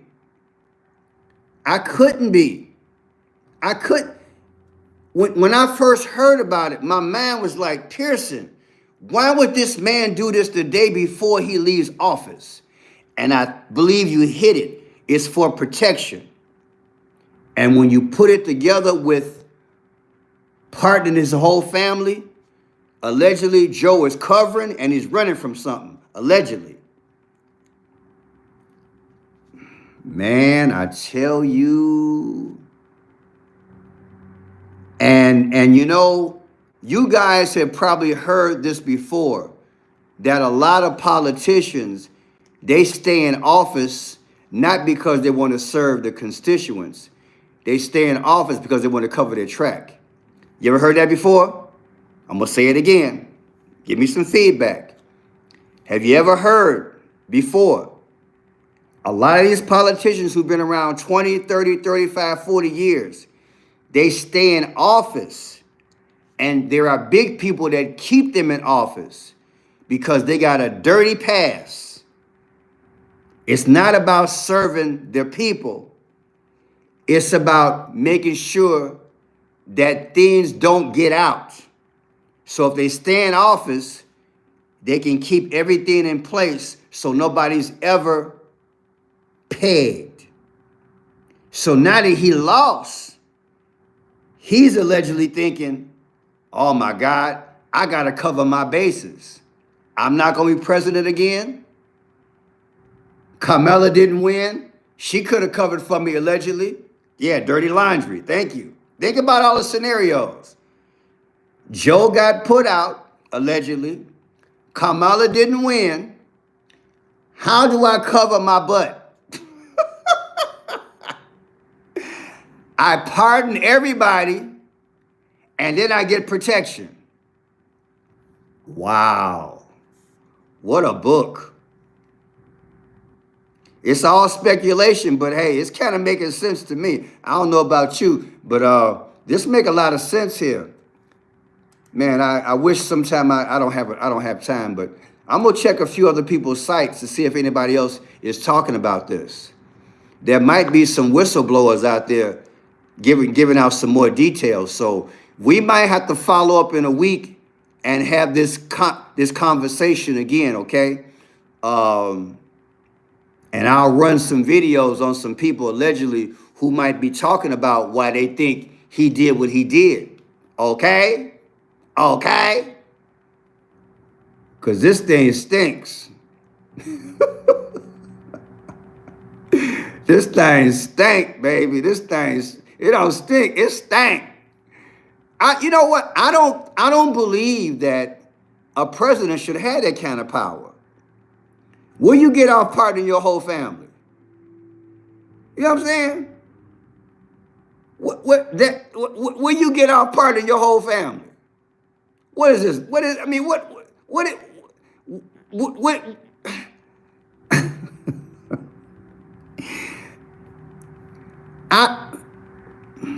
look, I'm not the greatest historian. I'm minor. Can somebody tell me, has a president ever pardoned their whole family before? I've never heard of that. I can't remember. Will he get off doing something like that? I've never heard of that before, people. This is a conversation that you know what? Congress need to go on social media right now and have us all log in. And I think the average American would like to have this discussion. What do you think? Look, I am serious. I am serious. I think the average American, especially after they go to the grocery store and buy them eggs, right? I think they would like to have this conversation right about now. I really think that Congress needs to have a social media site, and they can all take turns, and they go 4 or 5 hours apiece, and they need to answer our questions seriously. I am dead serious. Because when you think about it, this ain't making no kind of sense. Can you imagine yourself being a CEO or a manager of over $1 million business, right? And you announce your retirement, right? And all of a sudden, all your family members quit way before you quit, and things get to getting kind of funny, and things get to missing around the store that you didn't see, and then the assistant manager starts checking the books, and then before you know it, the person who put in their resignation is gone. How would you feel if you was part of a company or a business and this kind of thing happened? I mean, it's not the great example, but you know what I'm trying to say. Wouldn't you feel like, wait a minute, something ain't right? Everybody left. I'm checking the books. I can't do nothing about it now because now they're gone. I'm feeling some type of way, baby. I'm feeling some type of way, straight up. I am feeling some type of way. Man, you talk about a caper, allegedly. Is that the right word, caper? That's the right word, caper? What a caper. That's how the cops talked back in the day with Bugs Moran and all them guys from the 60s and 70s. Thank you for the compliment. Yeah, people, look, I really think there's going to be if there's not a firestorm behind it, there is definitely discussion that might not be able to have traction to get it out. In other words, I put it to you like this. I am not naive to think that nobody else is thinking like having this conversation. And because now there are people in place to keep it silent, so to speak, read between the lines. I'll put it to you like this. I theorize there are enough things in place where Joe can keep this real quiet for a while. Read between the lines. Real quiet. Real quiet. It don't mean it might not get out. But by the time it get out, you're going to have those, that opposition saying, well, yeah, well, you know, but he's not president no more. We talked about that when he was president, and, you know, he's 82 years old. You know, it might not get a lot of traction, but then again, it might get out. If, I'm going to put it to you like this. If you see some monkey business in relation to some people that used to work for Joe, if you see some people that come up dead within the next year, remember this video, okay? That's all I got to say. Because I don't think how big you are can stop this thing from getting out. I believe that it will get out, but people will pay the price. And again, he didn't get back in power. That is, he didn't become president. Kamala didn't win, so she couldn't allegedly cover. So the next best thing to do is pardon and get out of Dodge. How many of y'all think Joe Biden going to go out of town and stay out of town, like to a foreign country? Take his visa and go somewhere. Raise your hand.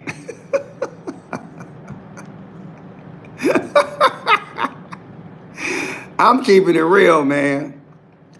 How many of y'all think that if it wasn't Joe, they're gonna pay somebody to be Joe? Raise your hand. I'm gonna say it again.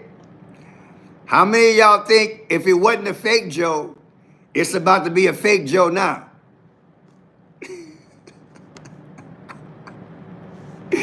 If there's ever time to get a fake Joe, it's now. Oh my God.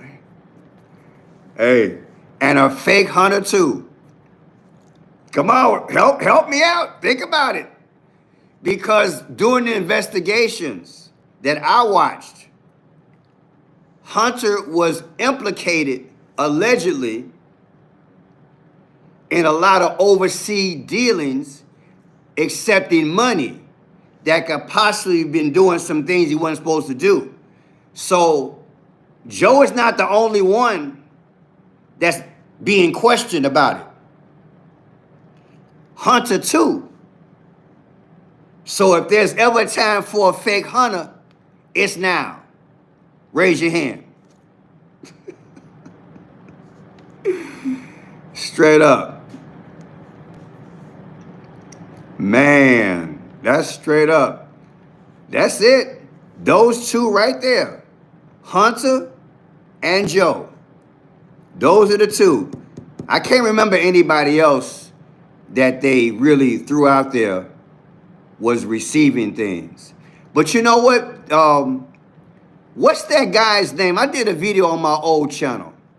There was a guy who was Biden's, he was a family friend, and he was friends with Hunter. Maybe it's the guy you guys remember. Remember that white guy that was all over the news? And he was being interviewed about Hunter, that Joe was that mysterious person. What was that code name they gave Biden? They said it was Biden. Remember that guy? Anybody remember that those interviews? I can't. That's a real old video I did. There's a white guy out there. He used to do business with them, and he was all over the news for a long time. And he was like, "Look, man, this is Biden. This is Hunter." He was spilling the beans. He was testifying.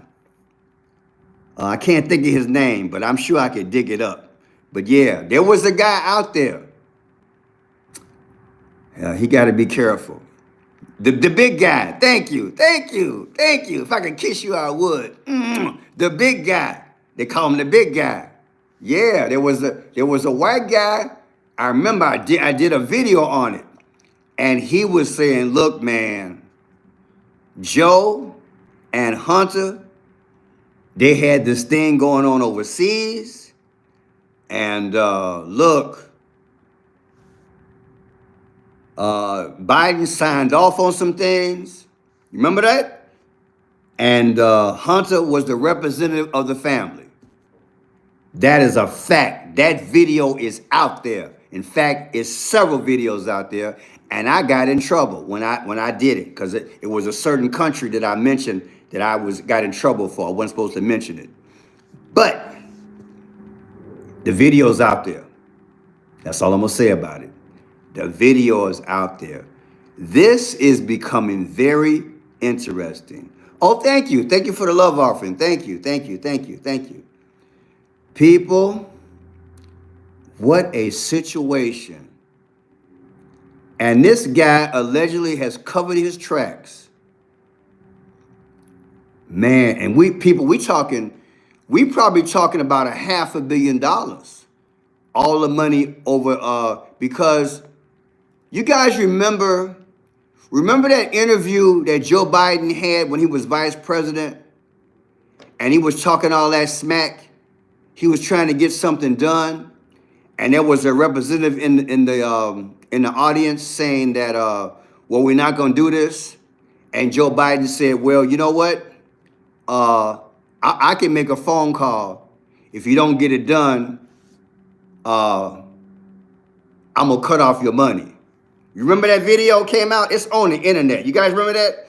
Joe was real cocky. He was the vice president, and it was a meeting.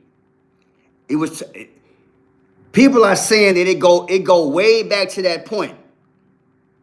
Let me see if I can find that video. That was some video. Joe Biden was talking smack. Let me see. Joe Biden.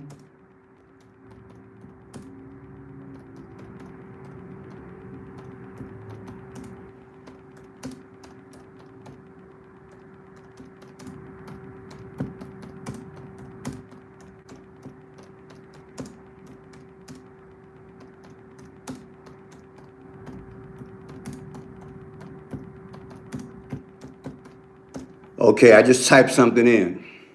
Let me see.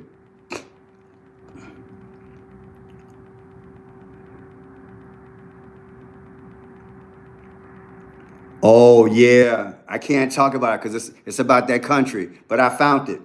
I found the video. Joe Biden brags about getting this country prosecutor fired. That's what it was. He was going to get somebody fired, and he was going to call Obama. Joe was cocky back then. He was sending threats. Wow. People, I'm done. This is too much for me. Well, it's going to be a new year, and all we can do is, we don't know. I mean, I'm speculating. I wouldn't be surprised that if there is a minor or major investigation on Biden.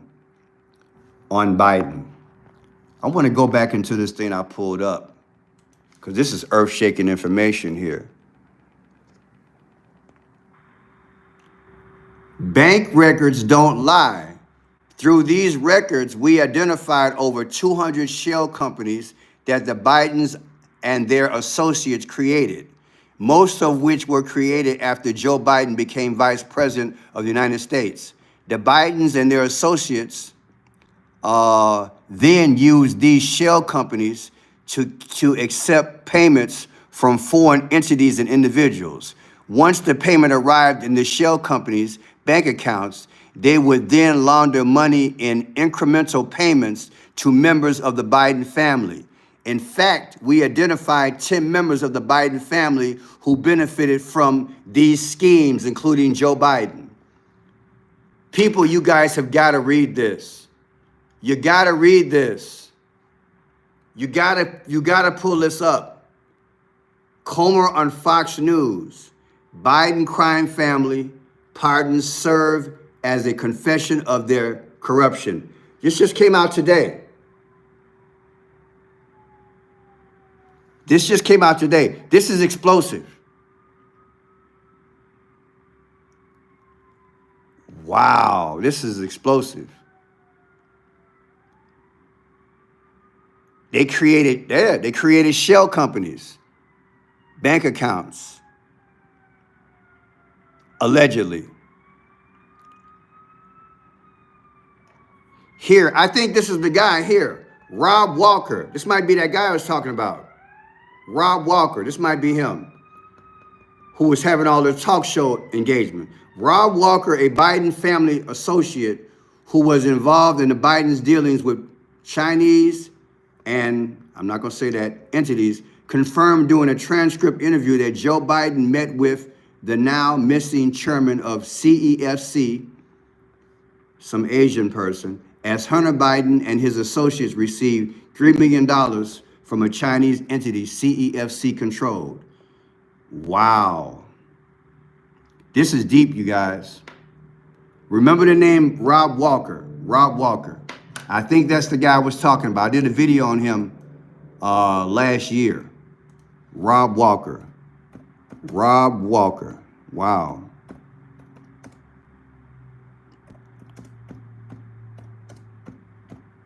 I'm going to pull him up. Let's see. Biden. That's him. That's him. This is the guy. This is the guy I did a video on him last year, people. He's the main figure who's in testimony breaking the whole thing down. He broke the whole story, allegedly about the millions of dollars and all the shell companies that Biden had overseas along with Hunter. It's deep, y'all. This is the guy. Do the research on this guy. That's your homework. Rob Walker. That's the guy I saw. That's the guy. Wow. Hunter Biden, James Biden, Robert Walker, subpoenaed by James Comer. Yeah. Biden is allegedly trying to cover his tracks, you guys. Wow. People, I would not be surprised if some people come up missing. We talking big money, y'all. We talking big money, y'all. This is big money. Okay. Don't be cursing at me. You ain't my daddy. If my screen ain't clean, maybe because I work too hard, okay? Be nice. You don't cuss at me, all right? And I ain't had no sleep either. You don't talk to me like that. I'm a grown man. You will respect me, punk. You don't talk. Who do people think they are on this network? Think they can talk to people in that kind of way? Just because you don't like something. You talk to your mama like that? You don't talk to me like that. Don't you catch me on my wrong side. I don't like when people cuss at me.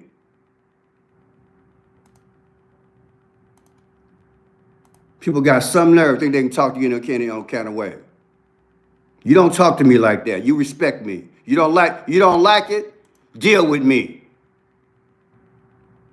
Do you know what it feels like to lose a channel because somebody lied on you? You know what the hell that feel like? You know what it feels like to only get 25% of the money you're worth compared to 3 years ago? You know what the hell that feel like? You know what it feel like to have to work 10 and 12 hours a day to do 3 videos, to barely make it check to check? And you worried about a screen? You can go to hell for all I care. I'm tired of y'all little privileged people.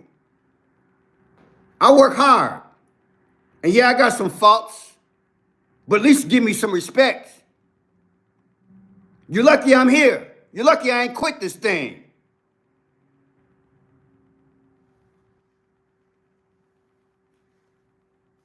Yeah, I can get a real job. But I think I'm doing the Lord's work. But I'm not going to take your mouth. And I'm going to go there for a second. You think you can talk to black people any old kind of way? I ain't that kind of black person. You ain't going to talk to me like that. I ain't no punk. You ain't gonna talk to me any old kind of way. Cussing at me. I'm not your kid. You better wake the hell up. You ain't gonna talk to me like that. Talking to people any old kind of way on this. You don't talk to people like that. You respect people. You wonder why we having takeover in this country? Because we ain't unified. You crying about a screen? Are you crying about what I go through on YouTube every day? You ain't crying about that, but you crying about a screen.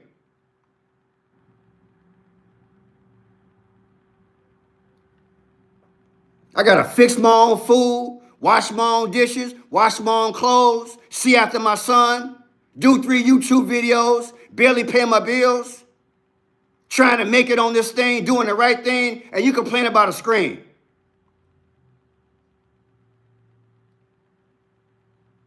Get off me, punk. Go clean your house. Tired of people's mouth. Tired of people talking to me in no kind of way. You get tired of it. I get a chance, I'll clean it. Thank you. You think I don't know it's dirty? My whole computer's dirty. But my house is clean.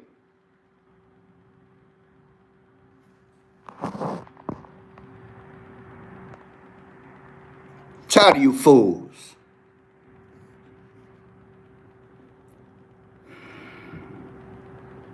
Tired, man. Y'all don't know. Y'all don't know. Look, y'all. If I showed y'all the kind of money I make off this YouTube, you'd be like, Pearson, leave it alone. I am so tired of people just think they can talk to me any old kind of way. If I was a white man, I would not go through this. Yes, I said it. If I was a white man, I would not be talked to like this. But you American people and you people around the world, you know good and well, you can beat the hell out of a black person and stay and never go to jail. Yes, I said it because it's the truth. But I'm not going to take it. I'm going to talk back.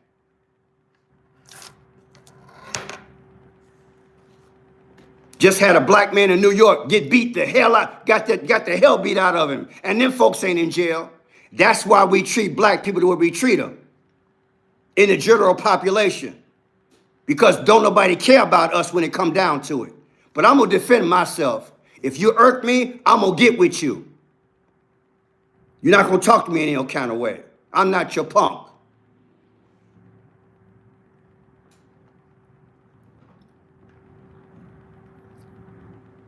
And I'm not apologizing for it. I'm a man. I'm only going to take so much. I've had 5 hours sleep, and I don't like nobody cussing at me. You don't like what I'm doing? Go somewhere else. Go somewhere else. I do a hell of a job. Plenty of times I thought about quitting this thing. I had somebody lie on me about my channel, lost my last channel. I go through stuff here all the time. I know the thing is dirty. Do I have any help around here? I ain't got nobody helping me do nothing.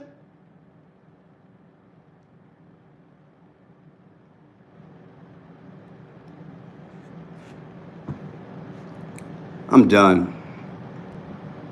I'm done. Like I told y'all, this might be my last year if I make it through the year. I'm tired of social media. It's not worth my time. It's not worth my time. It's really not worth my time.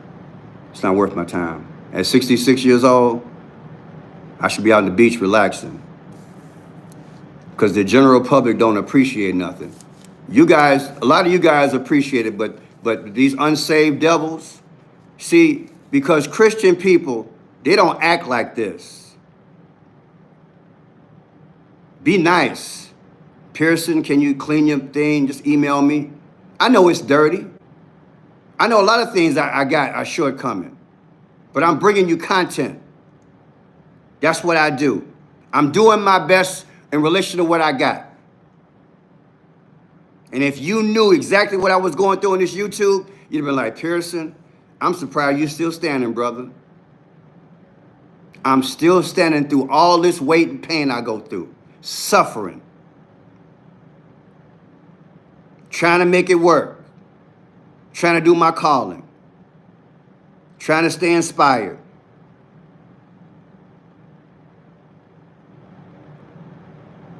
And these folks come out of nowhere and got nothing else to do with their life but throw darts at you. Because I'm the N-word to them. Well, keep thinking like that and go to hell for all I care. Tired of you. All right, y'all, that's it. I'm done. I'm just done. Done. Take it for what it's worth. I do what I can. I am a grown man. And I love people. I'm doing what I can, okay? People, I can't tell you, I put my life and soul into this business, okay? But this YouTube has killed my channel. I got 25,000 subscribers. I do a video, I'm lucky if I got 3,000 or 4,000 people that watch it. Make that make sense. It gets to the point you're like, you know what? For what? They're killing everything that's good. This generation is killing it. It's killing me. And I don't have a way to even fix it. That's the thing. I'm used to fixing something. But everything I do, it won't work. It won't work. Because the devil got everything tied up. He controls the algorithm. They steal your money. Everything's controlled. These other content creators, you got content creators out here got 8 cars, airplanes, 2 and 3 homes, nice studio in the background. What I got?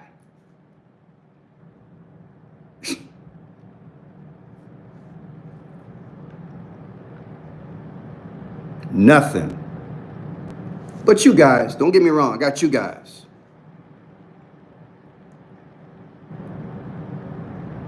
It's crazy. It's crazy. You get nothing. That's why I didn't want to do this again. Moderator not going to fix it. It's not going to fix it.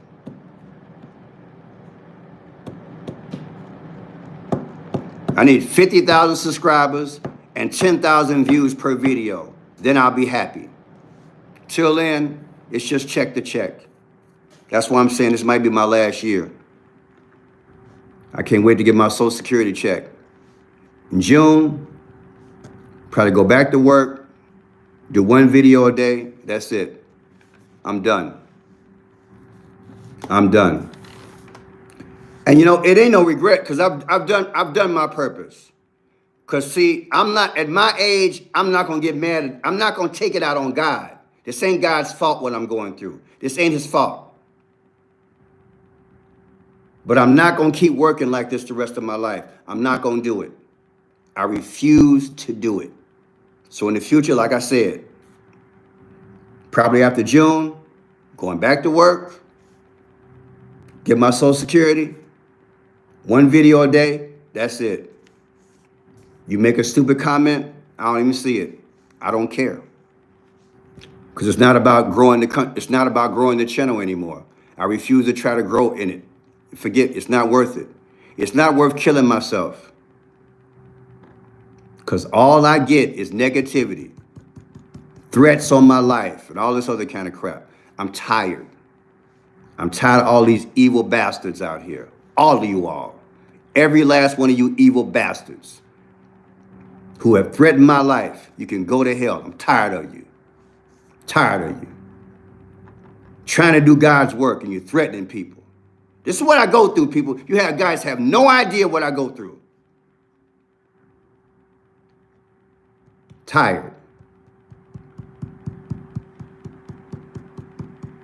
Tired. Had enough. I can put on people's YouTube right now. 30, 40, 300,000 views on a video and ain't talking about nothing. All they doing is reading a screen and have some pop-ups and laughing and giggling and people going into their site all day. No value. Anybody can get a YouTube and read somebody's stuff. That ain't what I do. I work.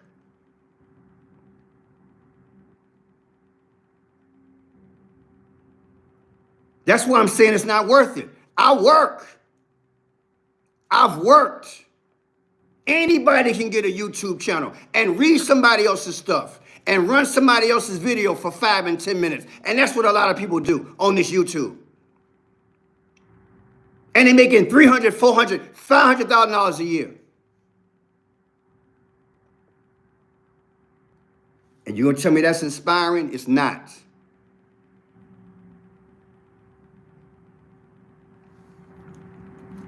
I gotta find something that's worth my time.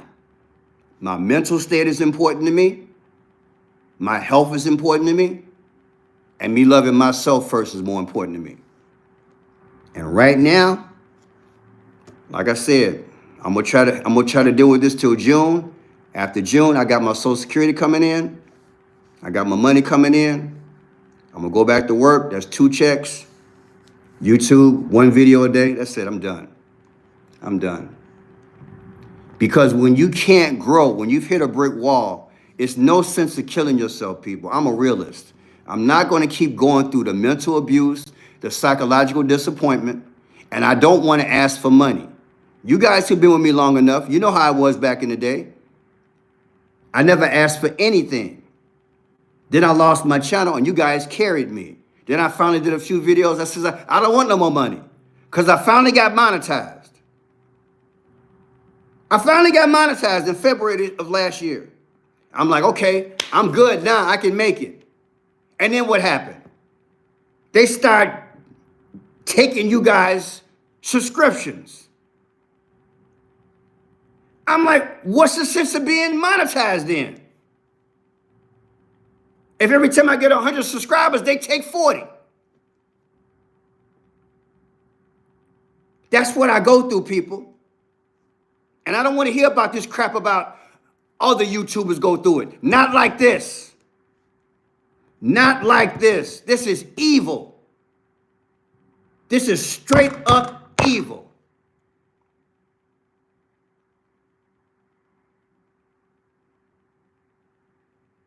Those of you been with me, you know what I'm talking about. I said, don't send me no more money because it bothered me to ask for donations. I said, I was so happy like a little kid. I was like, man, I'm getting commercials. Remember that video? I was like, I finally started seeing commercials on my channel. I was happy as hell.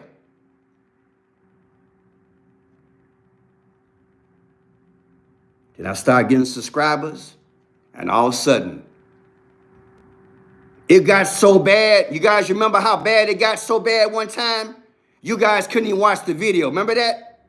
You would go on the video and there was no sound. Remember that moment for about 4 months? Remember last year? Come on, remember that? For 4 months. Imagine having a YouTube channel and every other video, there's no sound on your video. This is the kind of crap I've been going through.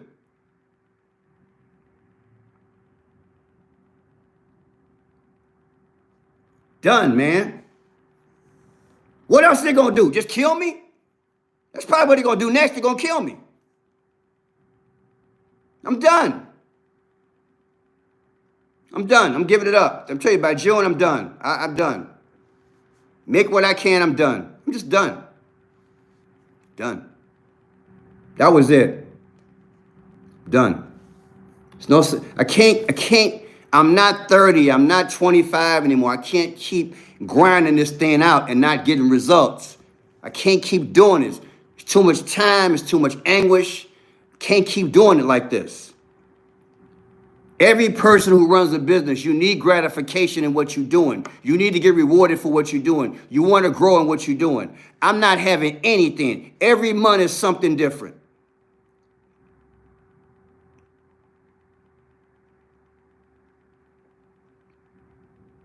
And I know what I had. Because back in the day, I was averaging between 40 to 100,000 views per video. That's right. Back in the day, it was going on.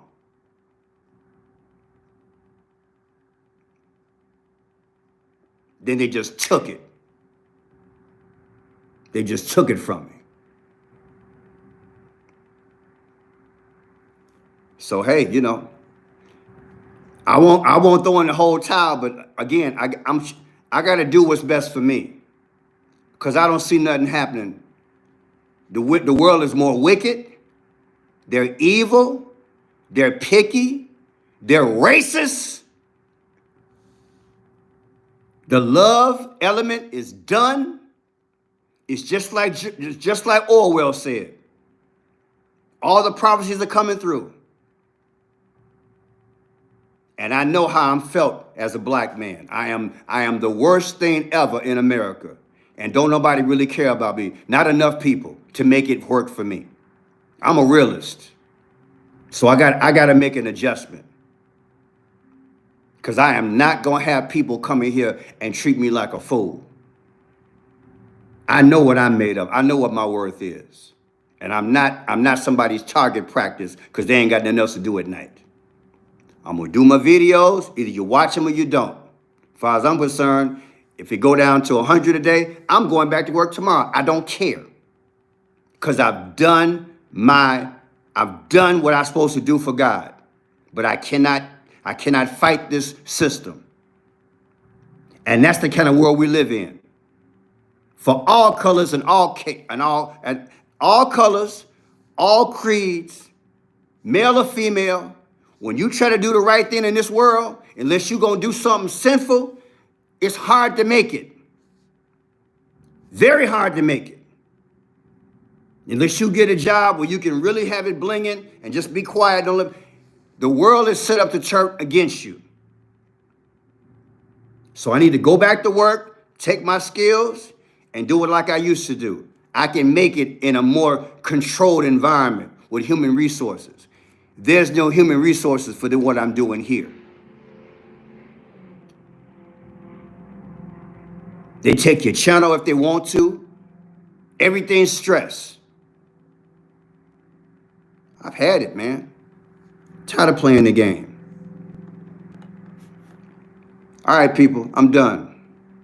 You know how I feel? It is what it is. I'm going to do what I can. I'll do some videos tomorrow. Do what we got to do. You know, people, they like it. I know I'm going to get a few emails.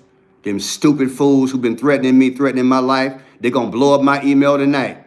Yeah, we got you. You look at you, you cry, baby, all this stuff. And you know what? If you email me, I'm going to put you on blast. I'm going to put you on YouTube.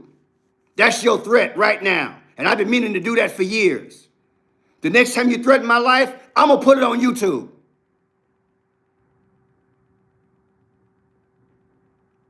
You guys have no idea what I've been going through for years.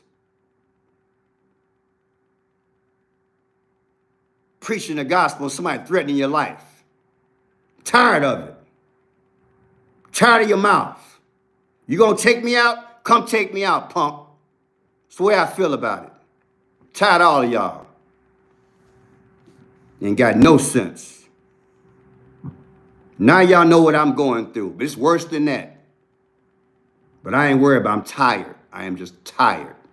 I'm tired. Tired of being threatened. I'm tired of being mistreated. And if you're being in my shoes, you'll understand where I'm going. Anybody been mistreated long enough, like I have, you'll understand why I'm popping off now. I'm tired of being mistreated. Except for those of you all who really love me and appreciate what I'm doing. And you don't have to agree with everything I say, but I'm trying. I'm trying to do my gift. I'm just trying to do my gift, y'all. That's all I'm trying to do. But man, these devils make it hard for you. It's a very unfair and very corrupt world. Very corrupt. Tired of it. Tired. So, hey, you guys have a good evening, all right? Thank you guys for the love offering. Hey, it had to come out sooner or later. We'll see what happens after tomorrow. Hey, keep it real. What a world. You guys have a good evening.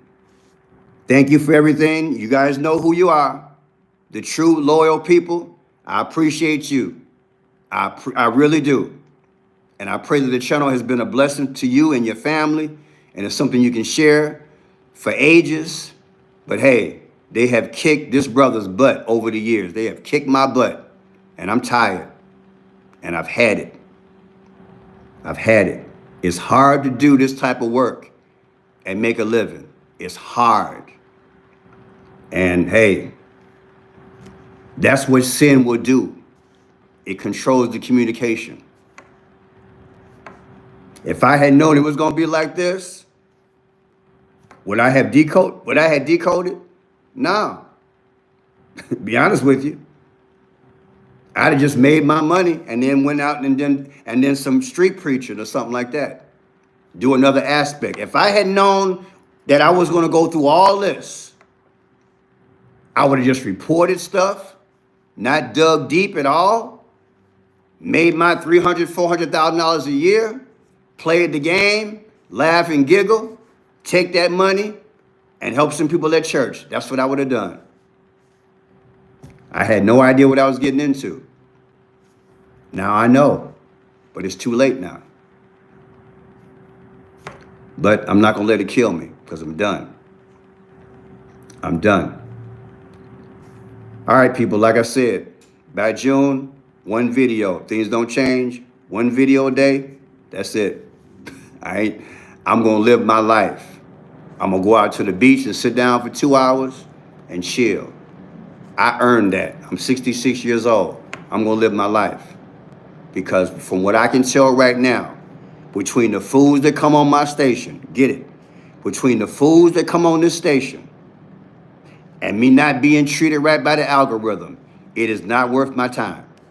It has nothing to do with the good people. It has everything to do with me. I have been doing this long enough to make this decision. I got to take care of me going forward. And maybe claim my screen. God bless you guys. God bless you. Thank you.